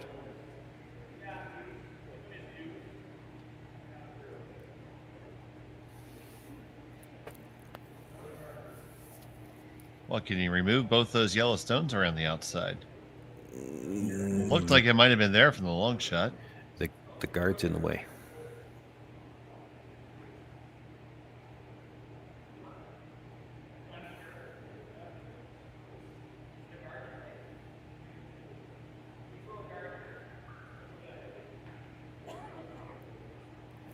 Wow, they're going to look at the guard. You might have to, just because yeah. I get the issue is, how do you get in for second shot without leaving a double? Even if you freeze that one, he's got the slash double. They're, I guess, hoping if you get it right there, he plays the slash double, and he's still probably only losing 1 rock. It's still probably for 3, because he's not going to have to whip it.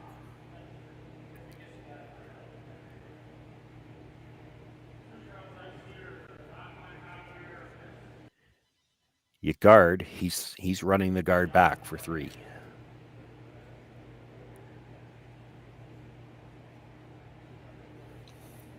Yeah, the guard does not seem like a optimal choice. Well, it might be the best shot you got. Like, again, how do you get second shot without leaving a double? And if you can't answer that question, well, then maybe you have to throw the guard.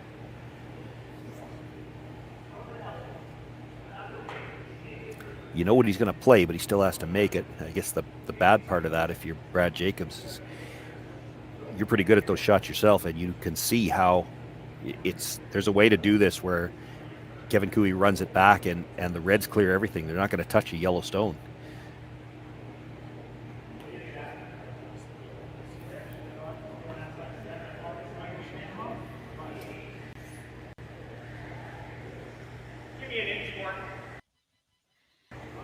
Pretty much have to be dead in line too. You can't worry about just guarding, for instance, guard the wide side, because if you don't get to dead in line, there's going to be a port for the out turn, and that's for 4.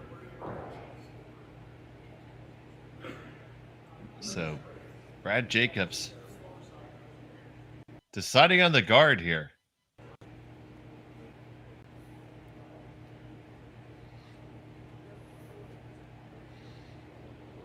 To hold him for a shot for 3. It's an uncomfortable guard he's throwing.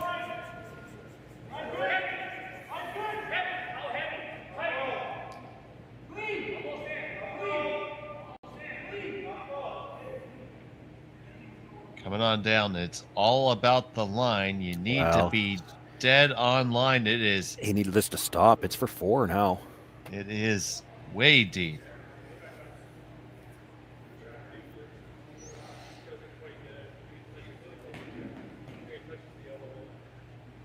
They jumped the sweep on that a little bit. I think they were worried. I mean, maybe it was a little tight out of his hand. They were worried about the line early. Never realized that it was as deep as it was. And of course, by coming in that deep, not only is it a shot for 4, but he's closed the gap between the Reds to where this is much easier. If you put that out on the AWS airbag logo, this is a much more precise run back just to make contact with the second stone.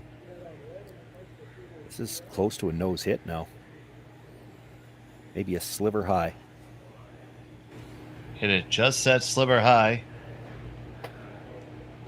Put the run stone through that port. Other one goes straight out the door. And you score 4.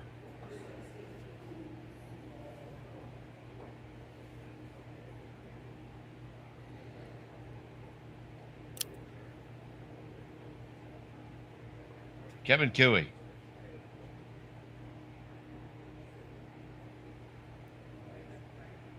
With his final stone of the 5th. Looking to make the run and stick. On it. Bang, bang. There you go. 1, 2, 3, 4. Kevin Cooey puts up the 4 and takes a 3-stone lead after 5. Jacobs will have the hammer when we come back in 6. You're watching Curling Stadium. Welcome back to the RBC Dominion Securities Western Showdown in Swift Current. Huge shot in the 5th there for Kevin Cooey.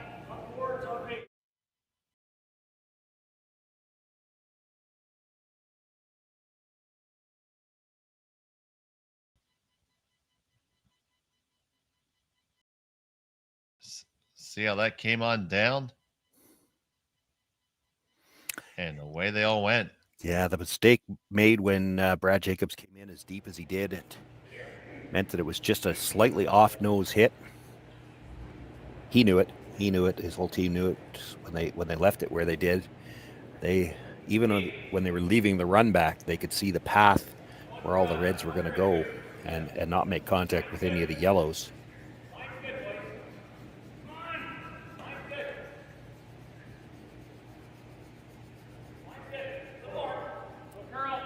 Need to get this guard across the line. They will, and they do have stacked corners. Haven't seen that played as much this weekend as I have most of the year. It's been this particular weekend in particular. There's been more of the split house corners for a lot of the year. Actually, the last couple of years with so much movement towards the middle, and I'm surprised that's why we didn't see it here. You hate to throw the 2 corners on opposite sides because you could end up with no path left to get to the button.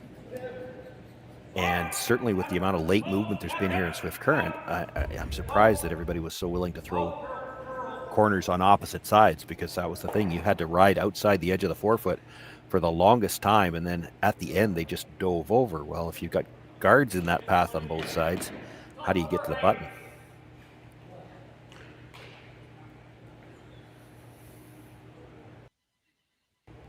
So now the Cooey Rocks got split on. Don't know if that's exactly the outcome they were looking for, but Jacobs is going to try to come on in there now. Yeah, not like that anyway. They didn't want to roll to where they did with the stone that's behind the staggered corner guards. It's a rock they could actually freeze to the corner of it. And that is the call for Gallant. Yeah, I'd like to get right on the corner. This is not necessarily a straight draw. I mean, if you just dead bury, that's all right. It's going to have trouble making the house. That is light all day. Wicks on the corner, rolls up towards the center. And the peels can start now with a 3-point lead. It's just which one do you peel? Is there a double there somewhere? There's no easy, obvious double anyway. There are all kinds of rocks in the rings to jam on.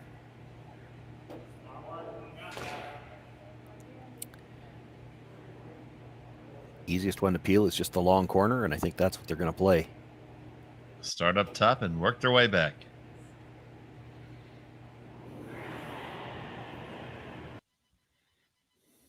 Tyler Tardy.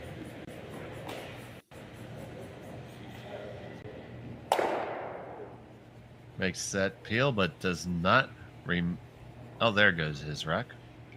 Yeah, he's going to leave a piece of the 12-foot covered.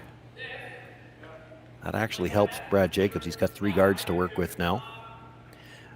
Hard for Kevin to go after the one in the middle directly, too, because there's just too many rocks to jam on. Even if he played the double slash off the other red guard, that one's coming back into the house somewhere, and you just don't want to jam something into the rings. And that's why Brad's coming around the center line guard first, that he wants to make Kevin Cooey play the center line guard. He's got more possibilities of mistakes off that center line guard, and even if he makes it, now you got two corners to work with too.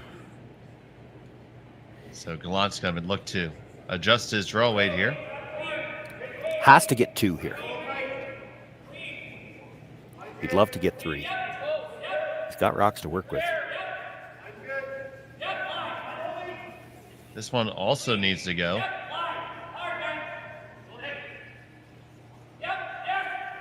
This one they've gotten all the way down, and it will come up just short, but pretty much to it.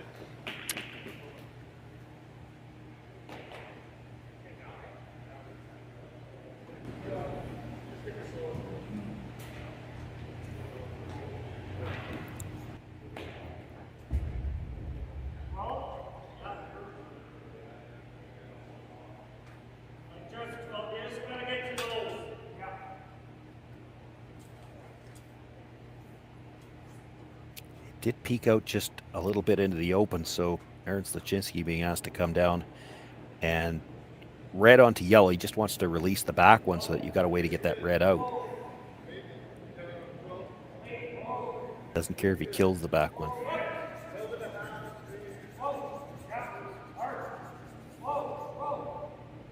Tardy walking it down. Right there, they do release that stone. Shot rock for the moment for Kevin Cooey.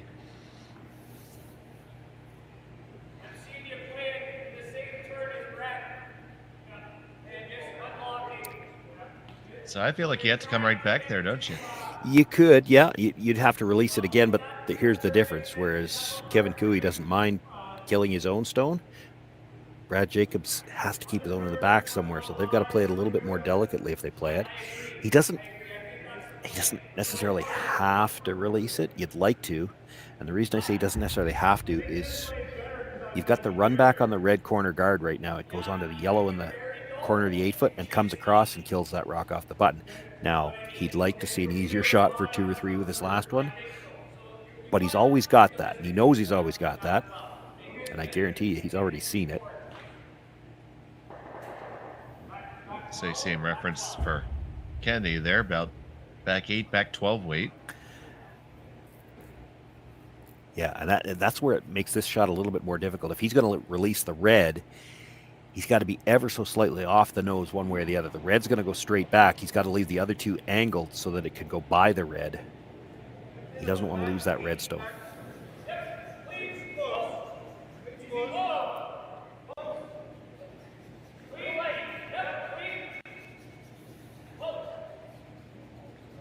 This one has that weight. Now I have to walk over the line a little bit. It's pretty close. It's right on down to it and gets just a little tap.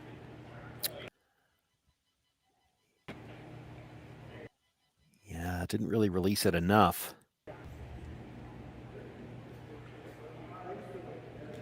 And I wonder, you can see about half of it. Could you just blast it? You might be able to. Blast it, that's what he's talking about now. Hit it thin.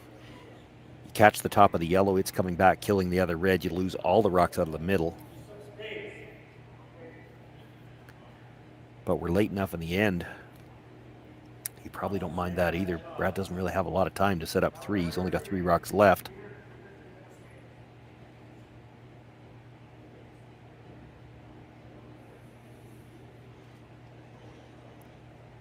And Cooey's not absolutely heartbroken if he gives up a deuce here.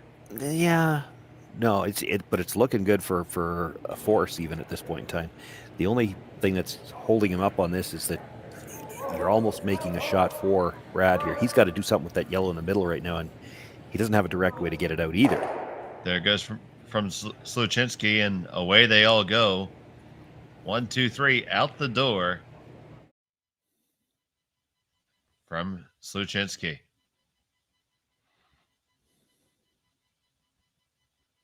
You see there, a little bit of a speed bobble, but he put it together just fine.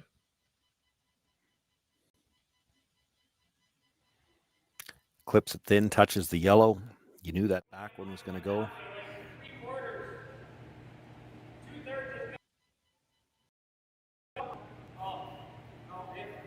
Brad might be calling for the hit and roll all the way across, and if he is, it's only because the port to get behind the corner guard now, because of the reverse stagger, is pretty tough for a draw. You can get there with the hit and roll all the way across.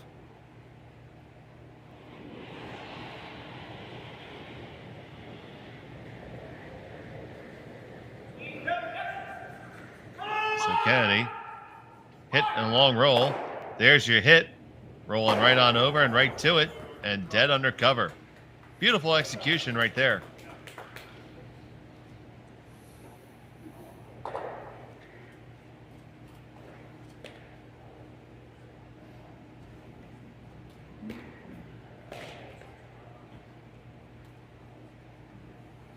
It's a short run back. Yeah. Yeah, does QE play the run? Yeah. It probably does. There's a little bit of risk about a jam, but I mean, unless you dead jam it on the yellow, which is a long ways away from making the shot he's playing, it's not the end of the world. If you catch the red on the inside in such a way that you're going to jam it on the red, or pardon me, on the yellow, when it's coming at that angle, there's going to be a lot of spin. It probably still spins out the back.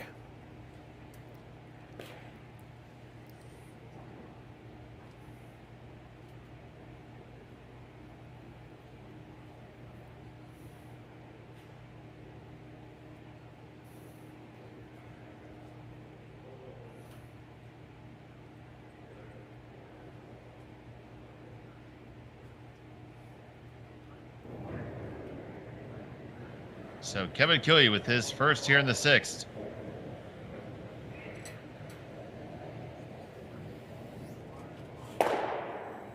Just makes a straight peel over the top. So Jacobs puts the broom down immediately to split the rings to make sure he can get two.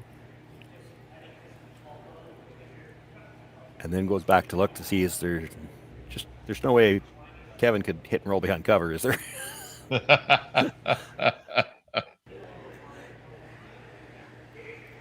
And there absolutely is, but I mean, you can't do anything about that.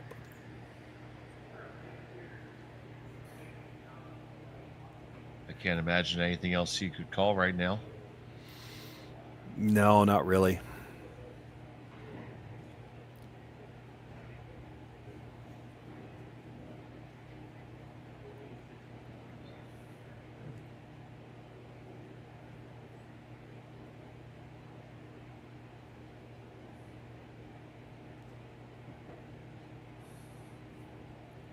So Jacobs here with his first. He's just looking to split the rings. Keep it nice and even. No doubles defense.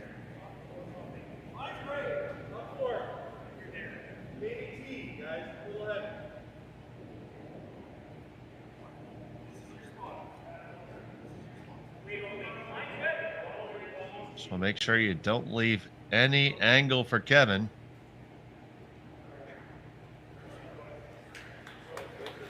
I think it stopped in time. It's in danger or not for a minute, yeah. It just stopped.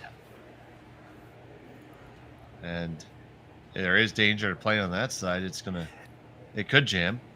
Yeah, this is the easiest way to get to the cover at the middle. I guess you can see all of the other stone, but you'd have to play into it to go the other way. This one you can play the flatter roll, stay up higher in the house.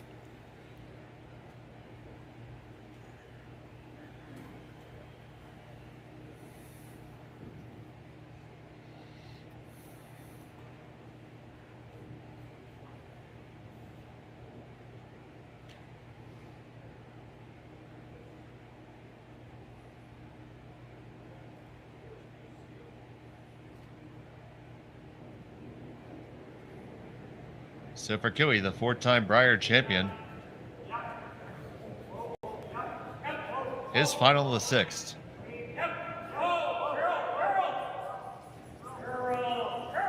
Trying to carve this over. They'll get the hit. Not too much of a roll. Yeah, not quite enough. The open takeout for a deuce for Brad Jacobs. Yeah, he did roll for shots, so Brad's got to hit it. Hoping not to have any kind of deja vu back to the third end. Mm-hmm. Let the record state that you brought that up. Well, he's got lots of room to roll if he overcurls this time. It's a broomside hit that would give him trouble. Actually, I guess it was the broomside hit the last time. It was the other turn. Brad Jacobs. Final stow the 6. Needs to hit and stick. Quiet weight. Just keeping it pretty clean. We're going to have no problem there. It's a deuce for Jacobs. He cuts the lead to 1. Cooey has the hammer in 7. When we come back from Swift Current, right after this, you're watching Curling Stadium.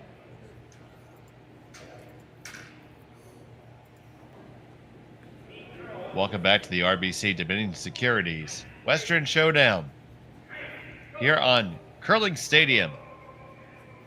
Dave Schmel and Shawn Joyce here with you.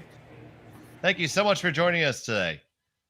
Many of you joining us. I know some of you probably for the first time, so welcome. Glad to have you aboard. If you had a chance, please like the video, hit that little thumbs up, and subscribe to Curling Zone so you can get all the action. We strive to bring you as much as we possibly can of the highest quality we possibly can. And the more you guys watch, the more we can do. So thank you so much for your support. It was Brad Jacobs getting a deuce in 6. Kevin Cooey now with the hammer in 7, Shawn. Yeah, for Cooey, again, he doesn't mind looking for a blank here, but he'll put some rocks in play. You know that Brad Jacobs is going to play hard for the steal. Brad's okay with a single point on the board either way. If he forces one here, at least he's got the hammer coming home, and a deuce would tie it. If you could ever get 3, you win. A blank is the end of the world for him, really. You need to steal. You're not likely to steal 2 points at a time, even with the 5 rock free guard zone, so you'd have to steal 8 and 9, and back-to-back steals is tough. So he's going to play aggressively here to try to make sure a point goes on the board either way.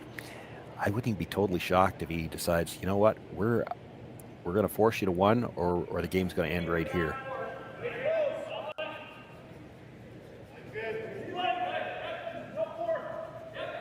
So this stone has to be good, because you know that Kevin Cooey can start peeling guards after this. You get a chance to put a good one in here, and then you probably throw a few guards, make him waste a few more rocks peeling, and then you'll get one more chance after this where you've only got 1 guard. Made a good one to start things off. That is a very nice draw indeed. Very well managed when they had to do it. Now we're going to start with the center line guard.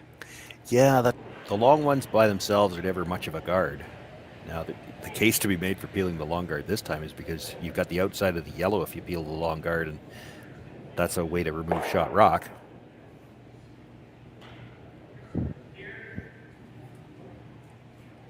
Brad will look to put it back. And this could be an exchange of stones that goes on for a while. You'll see the guard go up. You'll see the peel. Guard, peel. Until... Boy, I'd have to think at least Brad's first one. He's actually got a pretty good one in there right now. He could guard this all the way through and just take his chances. The other side of that equation, though, is Kevin Cooey knows that, right? So at some point in time, if Brad Jacobs doesn't change the approach, Kevin might. So there's always that game of cat and mouse. You've heard us refer to it before. For myself, I find this part of the game very entertaining. It's really interesting to watch, because it's not just what you can make or what you leave. You got to worry about when does your opposition make the other move. Right, and it's who takes that initiative, and by doing it takes it away from the other one. And then do they make the shot when they play it? I mean, it's not going to be an open shot if Kevin Cooey, for instance, decides to make the first move. He's got room on the outturn side, for instance. Well, outturn for most of the players on the sheet. There's a couple of lefties that would be the intern, but he could get to the yellow in the forefoot on the outturn and drive it onto shot stone. That long guard's too high to really take that away. Brad knows that. I don't think he can worry about it yet. I still think he needs the guard.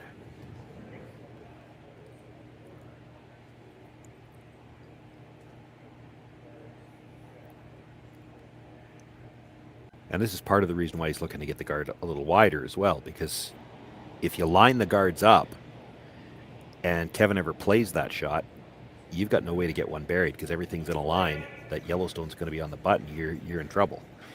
You get this guard a little bit wider, and then even if Kevin switches gears, plays that shot, you can come around this guard to get to a good-sized piece of the button, still be buried.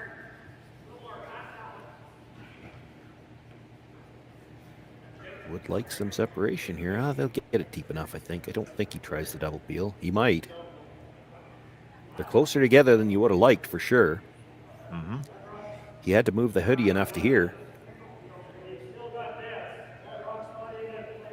Well, that's, how you know he's down to business. He only took it off one ear. It's not completely off yet. Oh, boy. Now it's off. Game on.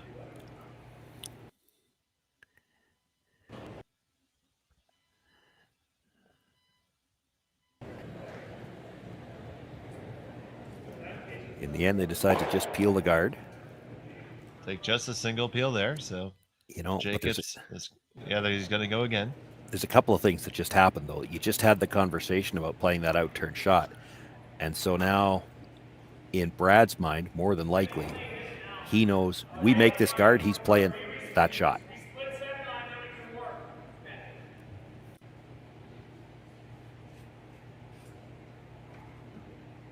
Don't think you can do much about it. This has to be a good guard. It's got to be a little bit wider. It's got to be splitting center so that when he sticks that yellow onto the red, you could still come around the guard and be shot rock.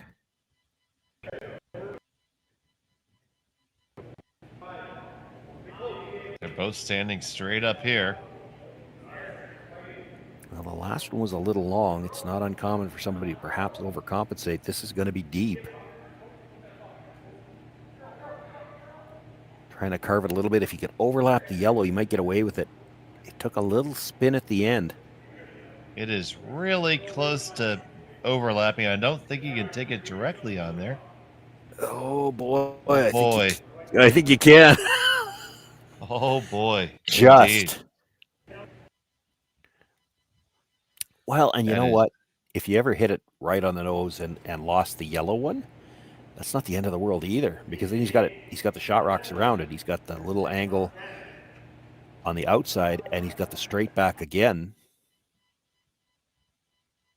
But I think you could get it just by the yellow and clip out the shot stone. And then the only guard that Brad Jacobs has to work with is the really long one that's in front of two yellows staggered in the rings. It's pretty tough to bury anything on that.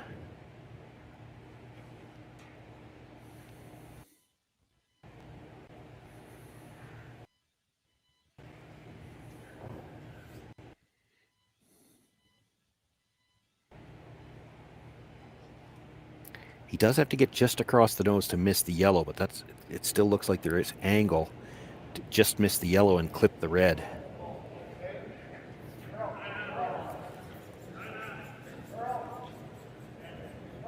So coming on down, this needs to curl up a good deal. It does clip the yellow on the way by. It's not the end of the world for Cooey. He's got two ways to get at the red right now.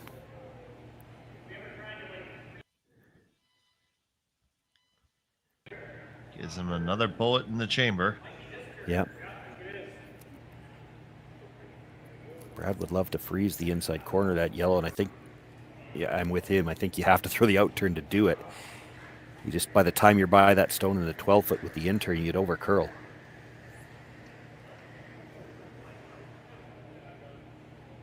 So you see right there, get to the inside corner. You'd protect your shot rock from both angles of attack. Just the one, actually. He's got to get to the inside. He's got to take away the run back on the one in the 12-foot. I mean, it's still probably going to be there, but it's too risky to play, because if you ever hit it on the one Brad's about to throw, you'd kill the yellow and leave both reds there.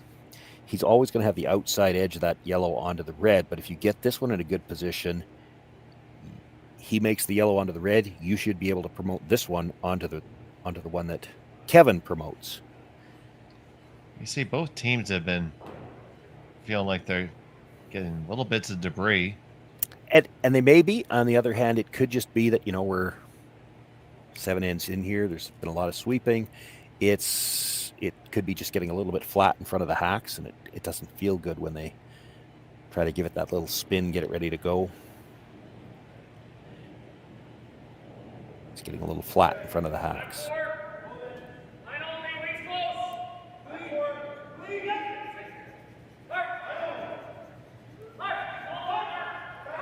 So here's Jacobs.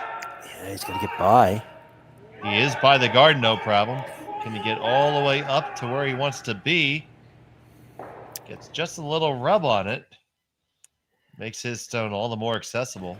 Yeah, I got to tell you, you're playing fast and loose with the phrase "no problem." That was tight by the guard.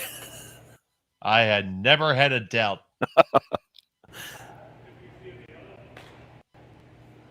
Oh, country mile.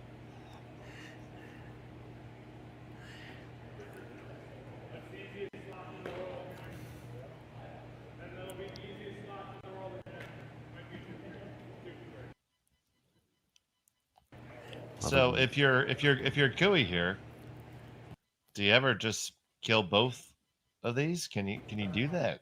Well, you'd love to if you could. I'm just not sure that you can. The guard, it's a long guard, Yeah. but it's in the way of any kind of full weight hit.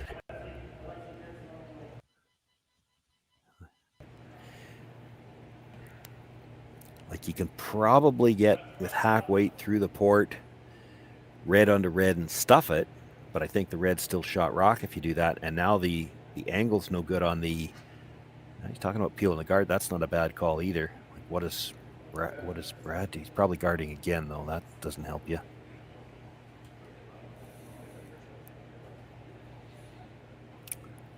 So going to come through the port, red onto red.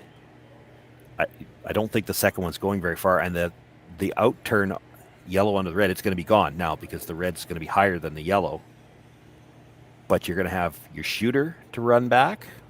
Again, quiet weight, or possibly the one in the 12-foot, because I think to make that port, it's going to be curling at the end. You're going to get just past the nose on the red. So your shooter should roll a little bit. You'd actually love it if you could roll your shooter into the same line as that yellow stone at the edge of the 12 or edge of the 4-foot, because then you would have the angle on the one you're about to throw. Just don't know if you get that much finish through the port. Maybe.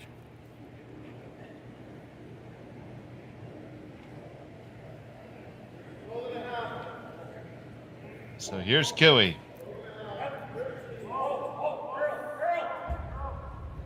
Needs to come across.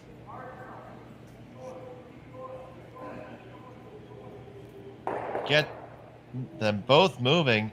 He leaves his shooter right there. Jacobs now lies 2.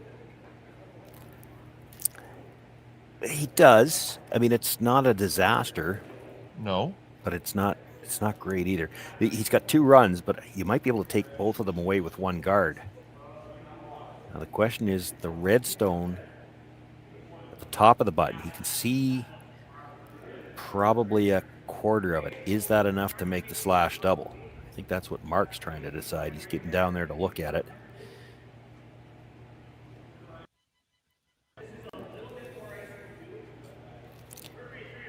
Like, if he hit what he could see of that red, it's definitely going into the other red. Is there any chance it spins out? And Mark is trying to convince himself, I think as much as everybody else, that it was just dead stuff there. And if it does, then you guard the runs.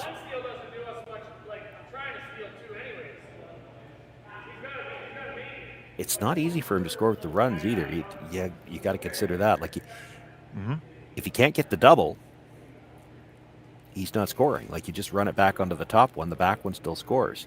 He can't run that one on the 12-foot back at the shot stone. It's hard to get at the other one.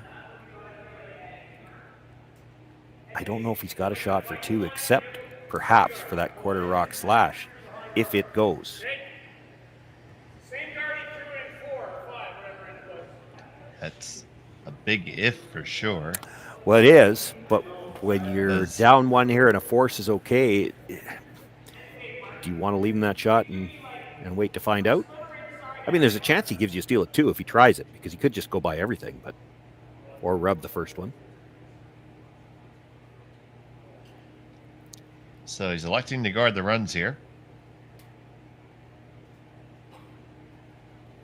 The other thing is Kevin could elect to run the long red guard right back, nose hit the guard, clip the one at the top of the 8-foot, and that's maybe how the other way to double the reds. You hit that one on the 8-foot on the S3 logo side of it, and it's hard to do that directly. It's going to be impossible if this guard's in the right spot. Trying to manage it right into the correct spot. And it settles pretty well. They wanted it as long as possible because they're worried that Kevin runs something into that yellow, which, I mean, he still might do. It's just a little tougher when it's that much farther.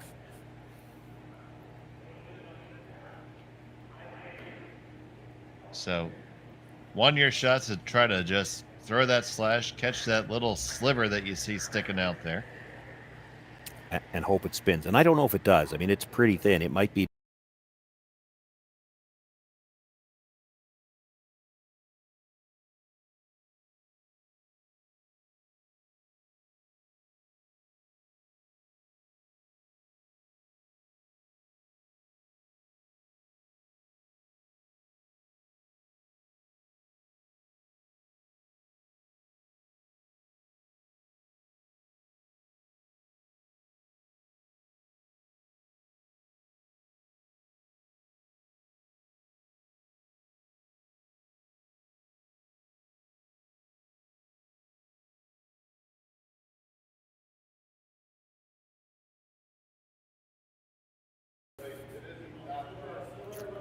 Yeah, I don't think the draw's there.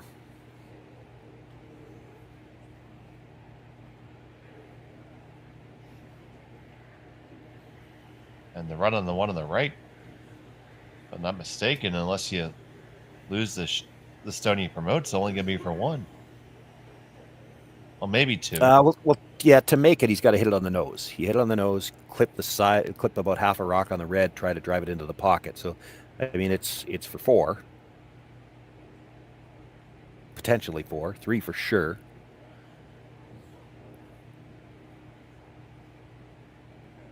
I'm a little surprised he didn't look harder at the little slash. There's 18 feet here between the rock he's trying to hit and the second rock he needs to hit fairly precisely.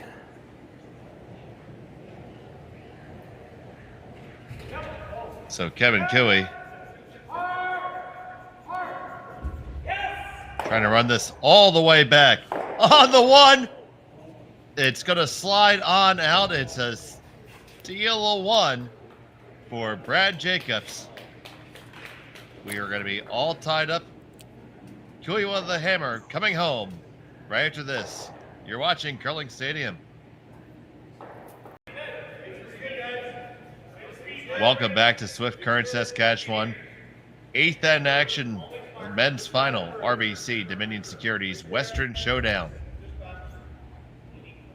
I'm Dave Schmel. I'm joined by Shawn, Joyce, and we are so happy that all of you have joined us here on Curling Stadium. We have a tied-up affair coming home. Jacobs just got the steal. It is 6-all. Cooey has the hammer here in the 8th end.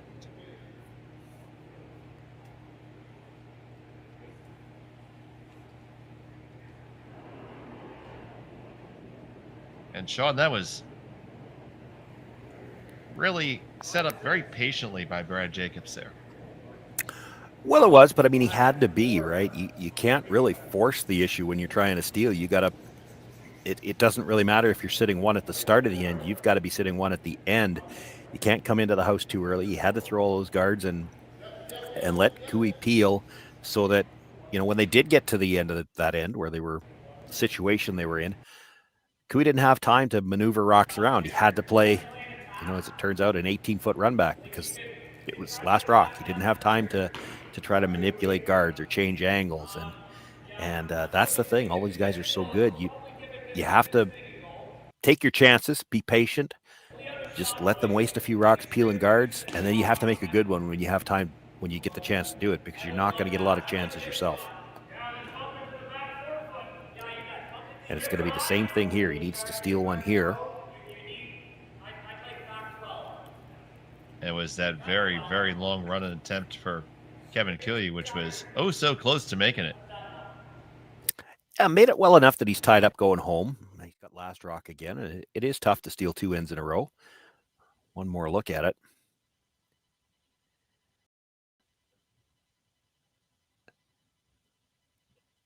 Very close to making it. If anything, actually, they overswept it. Needed to curl just a sliver more. Curls a sliver more, catches that yellow a little bit thinner, and then it goes into the pocket of the 2 reds. It needed to catch the one at the top of the forfeit first to get the double.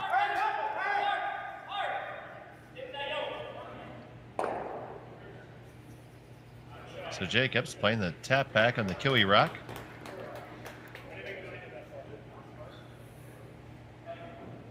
Now the hits can begin. Yeah, but that's probably the shot that Jacobs had to play. It's easier to do that than it is to try to come around both of those yellows. So you tap that to the back and you set something up for later. But again, the peels are going to start now, and you're only going to, when you get a chance later, you're only going to get one chance. And it's not going to be as good now. That removed a couple of them for sure. It does take away the outturn side.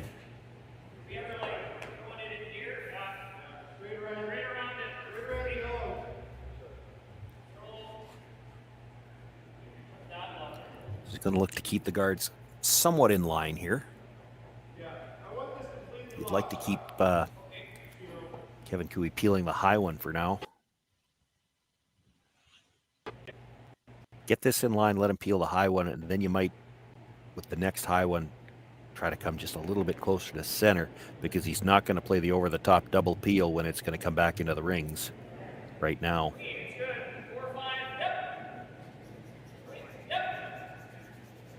He's got nothing else to work with at the end. They'll come around that yellow at the top of the 8-foot.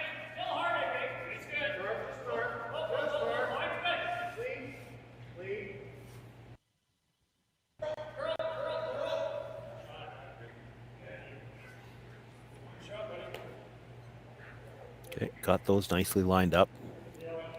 Probably not much Kevin can do other than just peel the long one. Peels the long one. Do you think Brad puts one back in the same general area? General area, maybe a sliver more towards the center line, because again, the double peel, you know, if you're half a rock, oh, just enough. If you're half a rock to go over the top, you know, if you're just a little bit on the center line side of that and he has to go over the top to make the double peel, well, the second one's coming back into those yellows.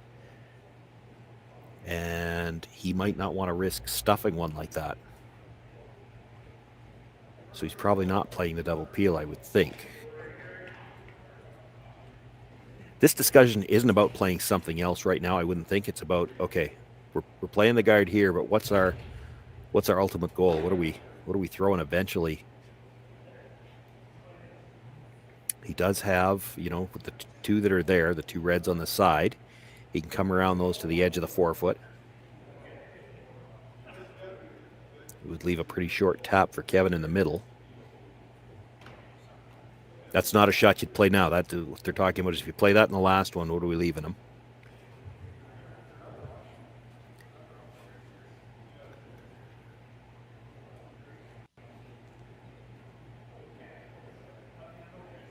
I don't think there's any chance they're not throwing the guard on this one.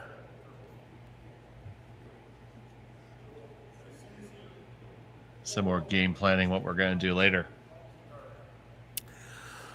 I think so.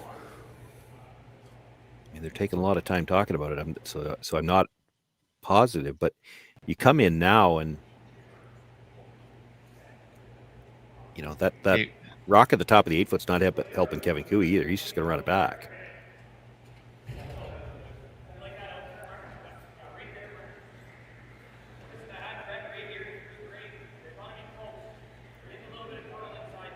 So yeah, looks like they're just going to throw the guard for now. And I wouldn't be surprised if they threw 2 more guards. I don't think there's any chance Kevin Cooley's coming in first.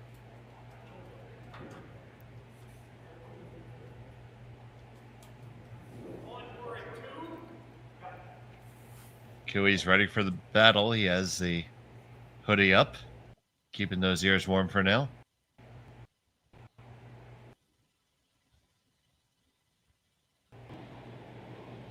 So here's the first from Kennedy.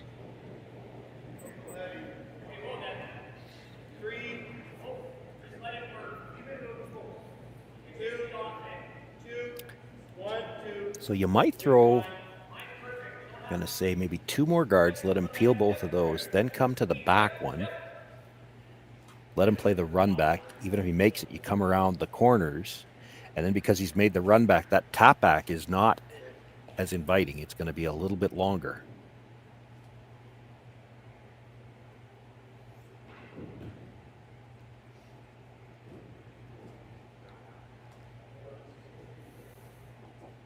Looks like just going for the straight peel.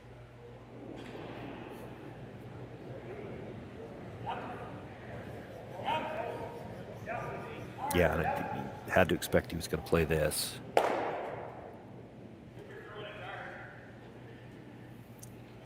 I think you could throw 1 more guard and expect him to peel it 1 more time. Again, I don't think he's coming in first. Then you come around the stone. I'm just basing this off of all the shot options they discussed. You come around the stone at the top of the 8-foot with Brad's first one. Come to the back 8-foot rock. Let him run the 8-foot stone back.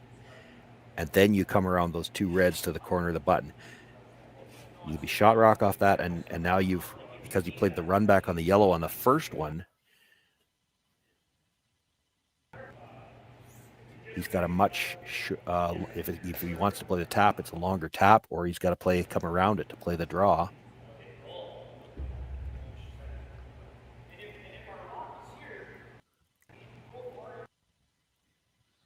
The problem with going there now is Kevin probably just plays the slash, yellow into it, and then the center line's open. It's an open draw. He's always going to have the button. And you have to figure he's going to be able to find the 4-foot.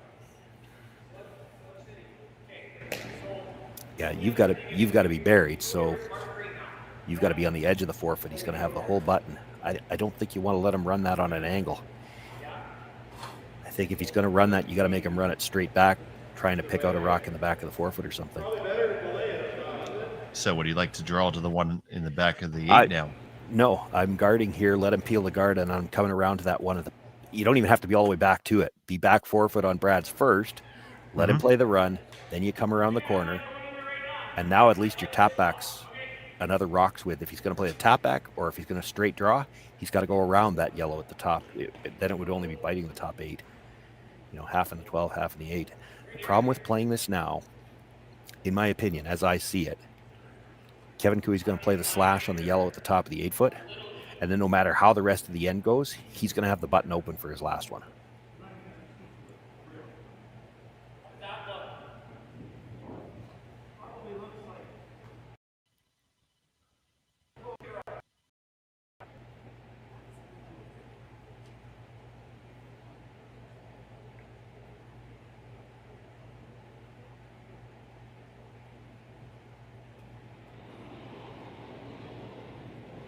So Jacobs asking Kennedy to come on in right now.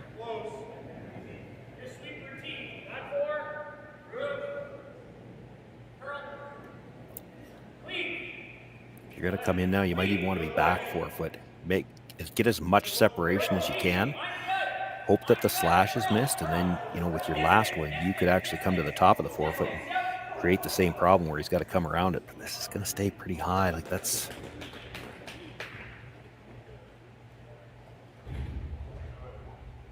It sits there on the tee line. Can't get it directly, but very accessible from the slash. Yeah. You could play the double peels, try to get all 3 of them too. I probably wouldn't, but these guys make that shot so routinely that they might. I do not make that shot so routinely, but the slash looks pretty easy. It's quarter rock. You're not missing it. Half might even make contact. You don't really have to stay there.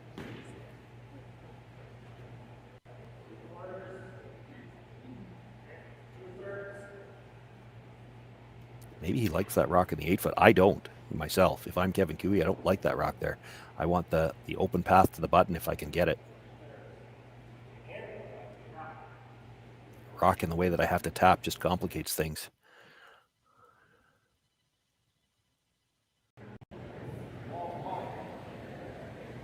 So, Sluchinski.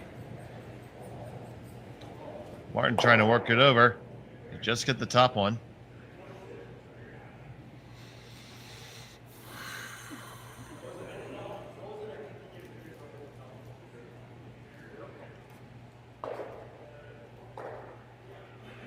So what do you see now, Shawn?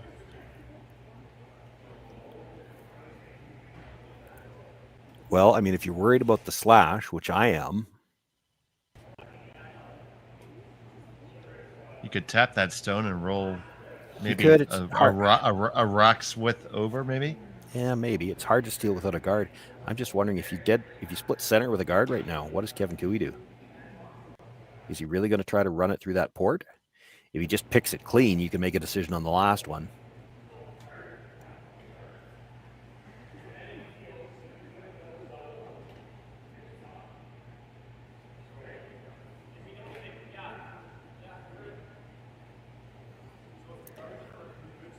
If he hit that, I can't imagine he wouldn't play the double again.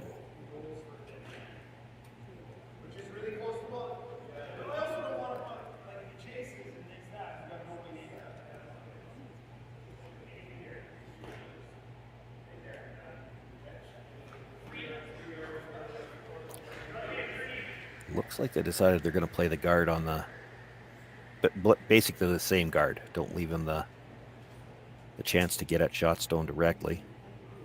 I think if you throw the center line guard, there's no chance he's playing that either. He might try to run it in. It's risky. Mind you, if you make it, the game's probably over.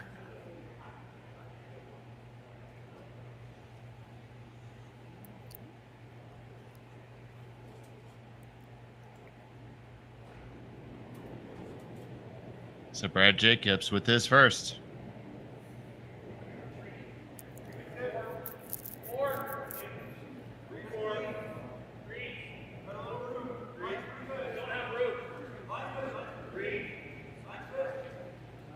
Just looking to put that guard back.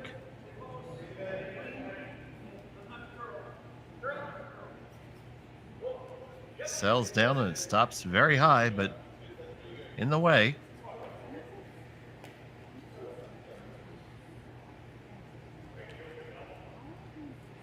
Might have left the double on the reds on the outside. Didn't cover any piece of that stone in the 12-foot. Mind you, if you're Brad Jacobs, you'd probably give him that because you've got a guard that's covering a little bit more of the 4-foot. If he makes that double, you could draw in.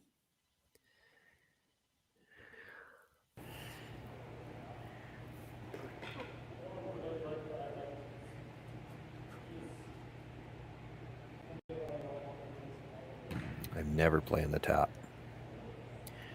You make the tap, Brad's got the angler run in on the red behind the one you're about to throw. That's a disaster.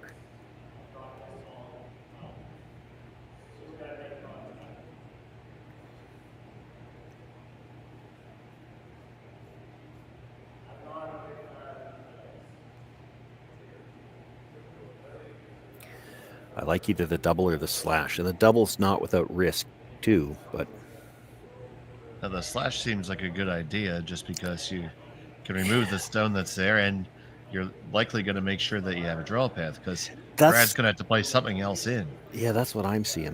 But I got to think the reason they're leaving that yellow there is they're comfortable tapping it or maybe promoting it with the last one. It certainly keeps Brad from trying to get anything in the button area because that's such a short run.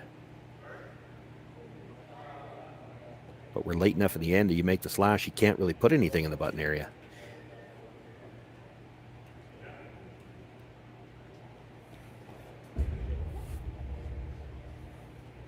The slash is made and even everything spills, so what's Brad do? Freeze to the one in the back? Draw underneath over to the 4-foot? Well, I'd draw to the edge of the 4-foot. Yeah, he'd put one back there and just, but Kevin would have the open draw, right? Right. He's even talking about a draw. There's no chance you're drawing on this one, I don't think.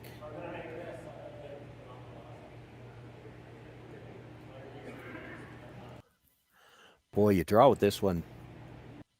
Jacobs makes a nose hit double, and now you got to draw. Granted, you've just thrown it, but you've got to come around the one he's about to throw. I just don't think you want to be in the rings and in the forfeit area and let him make that nose hit double.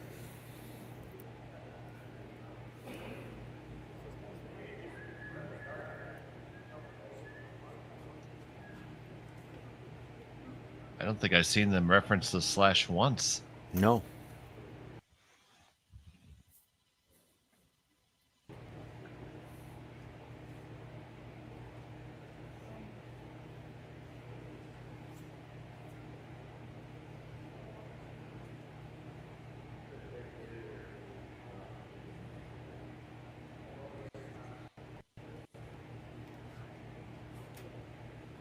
There's an angle on the guard if he wants to try the triple too, yeah.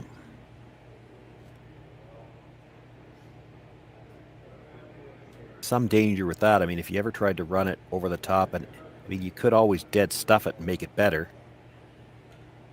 But with the weight he's going to throw if he plays that he'd have to be a little bit unlucky. Absolutely, if you make that, I would recommend that his next job be with NASA to help them get back to the moon. Oh no, it's earlier in the end they'd play a shot like this all day. You play the peel across the top, have it come back into the rings, and if it clips the one out of the side of the forefoot, great. Even if it misses the one in the top of the forefoot and somehow manage to stuff on the one in the back of the 8, like a rock back that far is not going to hurt you. If you get rid of the guard and the one in the 12 foot, like what does Brad Jacobs do?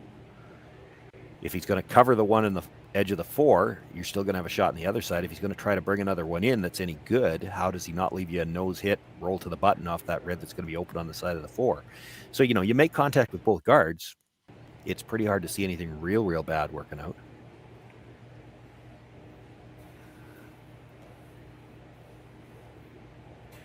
Talking again about the tap, and also he seemed to talk about there. Coming down to the red there. Yeah, he was talking about the corner freeze, and then no matter what Jacobs makes, he can play the tap even if he has to make it as a run back. You get shot rock drawing to the corner of that redstone, Brad's probably got to come around the yellow. The problem occurs if you don't get right on the corner, because Brad's still got the angle run on that red. That red is fully exposed in the 12 foot. So you just come into the button area, for instance, he can run onto it. Sit 2, and now your run back might not be as good, because if you can't roll out, a run back option where you don't necessarily have to stay because you got that rock at the back of the 8 foot, that's good. A run back option where you absolutely have to dead stick it, not as good.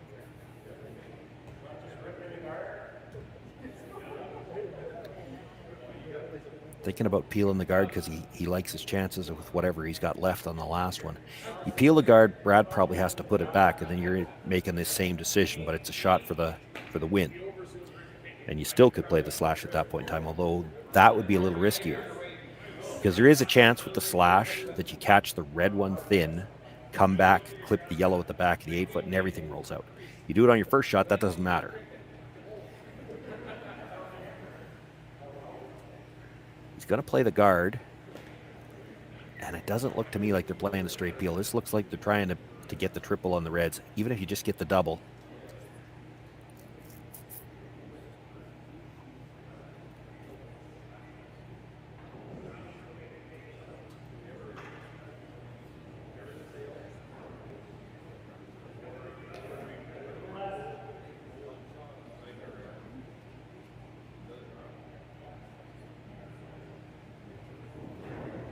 So here's Cooey with his first. Taking a run at the guard here. Martin on it, peel it, shoots it just by the one on the top. Okay, Mr. Jacobs, your move.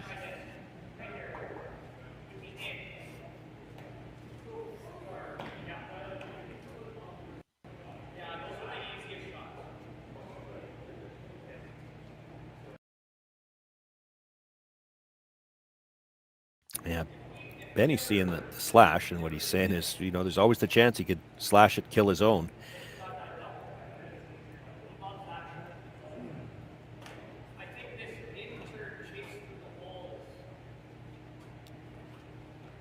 They're talking about hitting the yellow just because there's too many options off the yellow.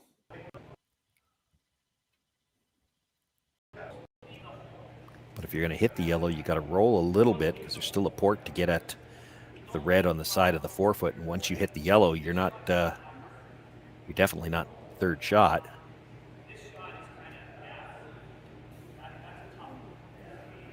Make the double on the yellow straight back, and then if Kevin makes the port, he's got to stick it. It's a little tougher. Straight back double's no gimme either.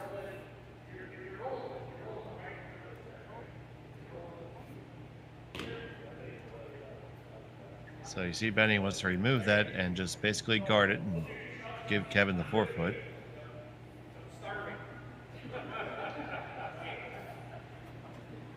He says, I've had my say, I'm going back to my end.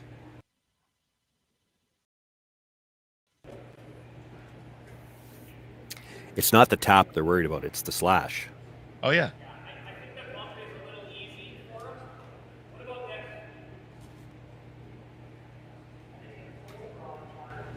And that's the problem. As much as they know they want to take that away, they also know that to do it, they got to roll over, and they're opening up the center line for an open draw.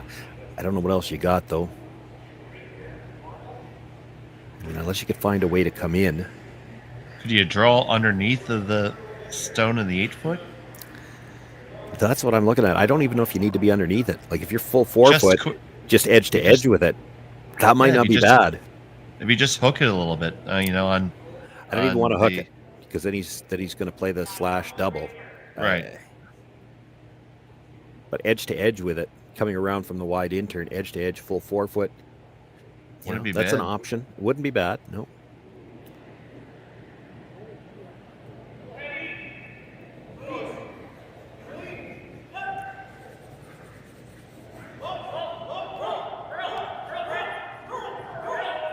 So less stone from Jacobs here. Made the double. Made the double.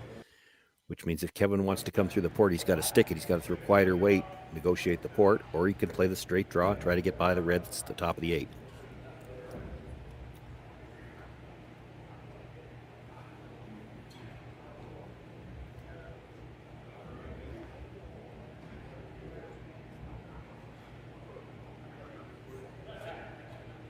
Doesn't have to throw a lot of weight to make the port either. He's just throwing, you know, back 8-foot. They'll try to manage it down, and because he's never over curling that red one. He just needs to make contact with it, spill in towards the button area.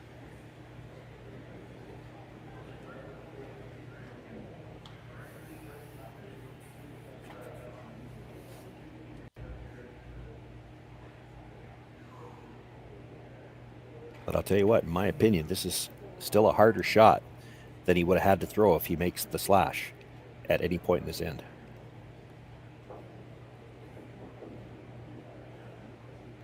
I'm really surprised they didn't talk about it.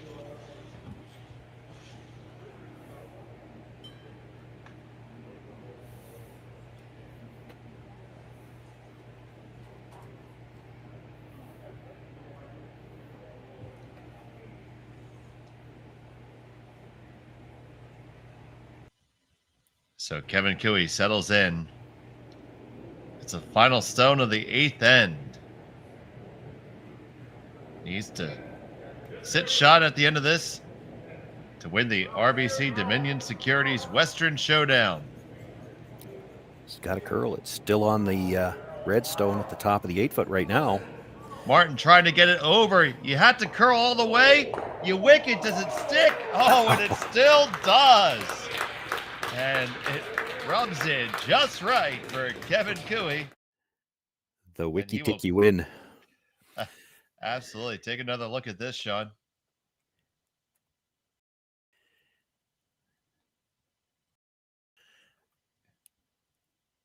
Yeah, just a feather tick. The one time that a feather tick actually helps you, because if he goes by it, I don't think he's staying. You know, he might have made contact, but he's never staying if he gets clean by. Makes the little rub, picks up the win. Check presentation for you right now.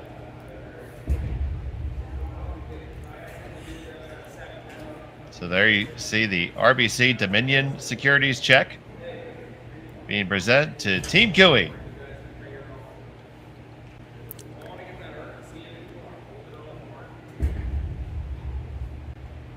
For $13,000.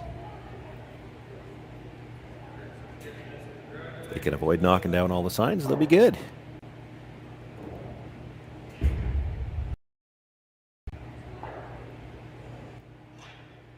If I'm not mistaken, first event win for this lineup, so that'll really help them going into playdown season, even going into that next Grand Slam. And it was a great week of competition on both sides, both the men's and women's, and it was great to be able to bring it all here on Curling Stadium, and we're so happy to have so many people join us this weekend. If you haven't subscribed yet, please do. We'll be with you throughout the season and hopefully far into the future. So from the RBC Dominion Securities Western Showdown, for Shawn, Joyce, Connor Sims, Jerry Gertz, and our entire Curling Zone team, I'm Dave Schmel. Thank you so much for watching. Have a pleasant day.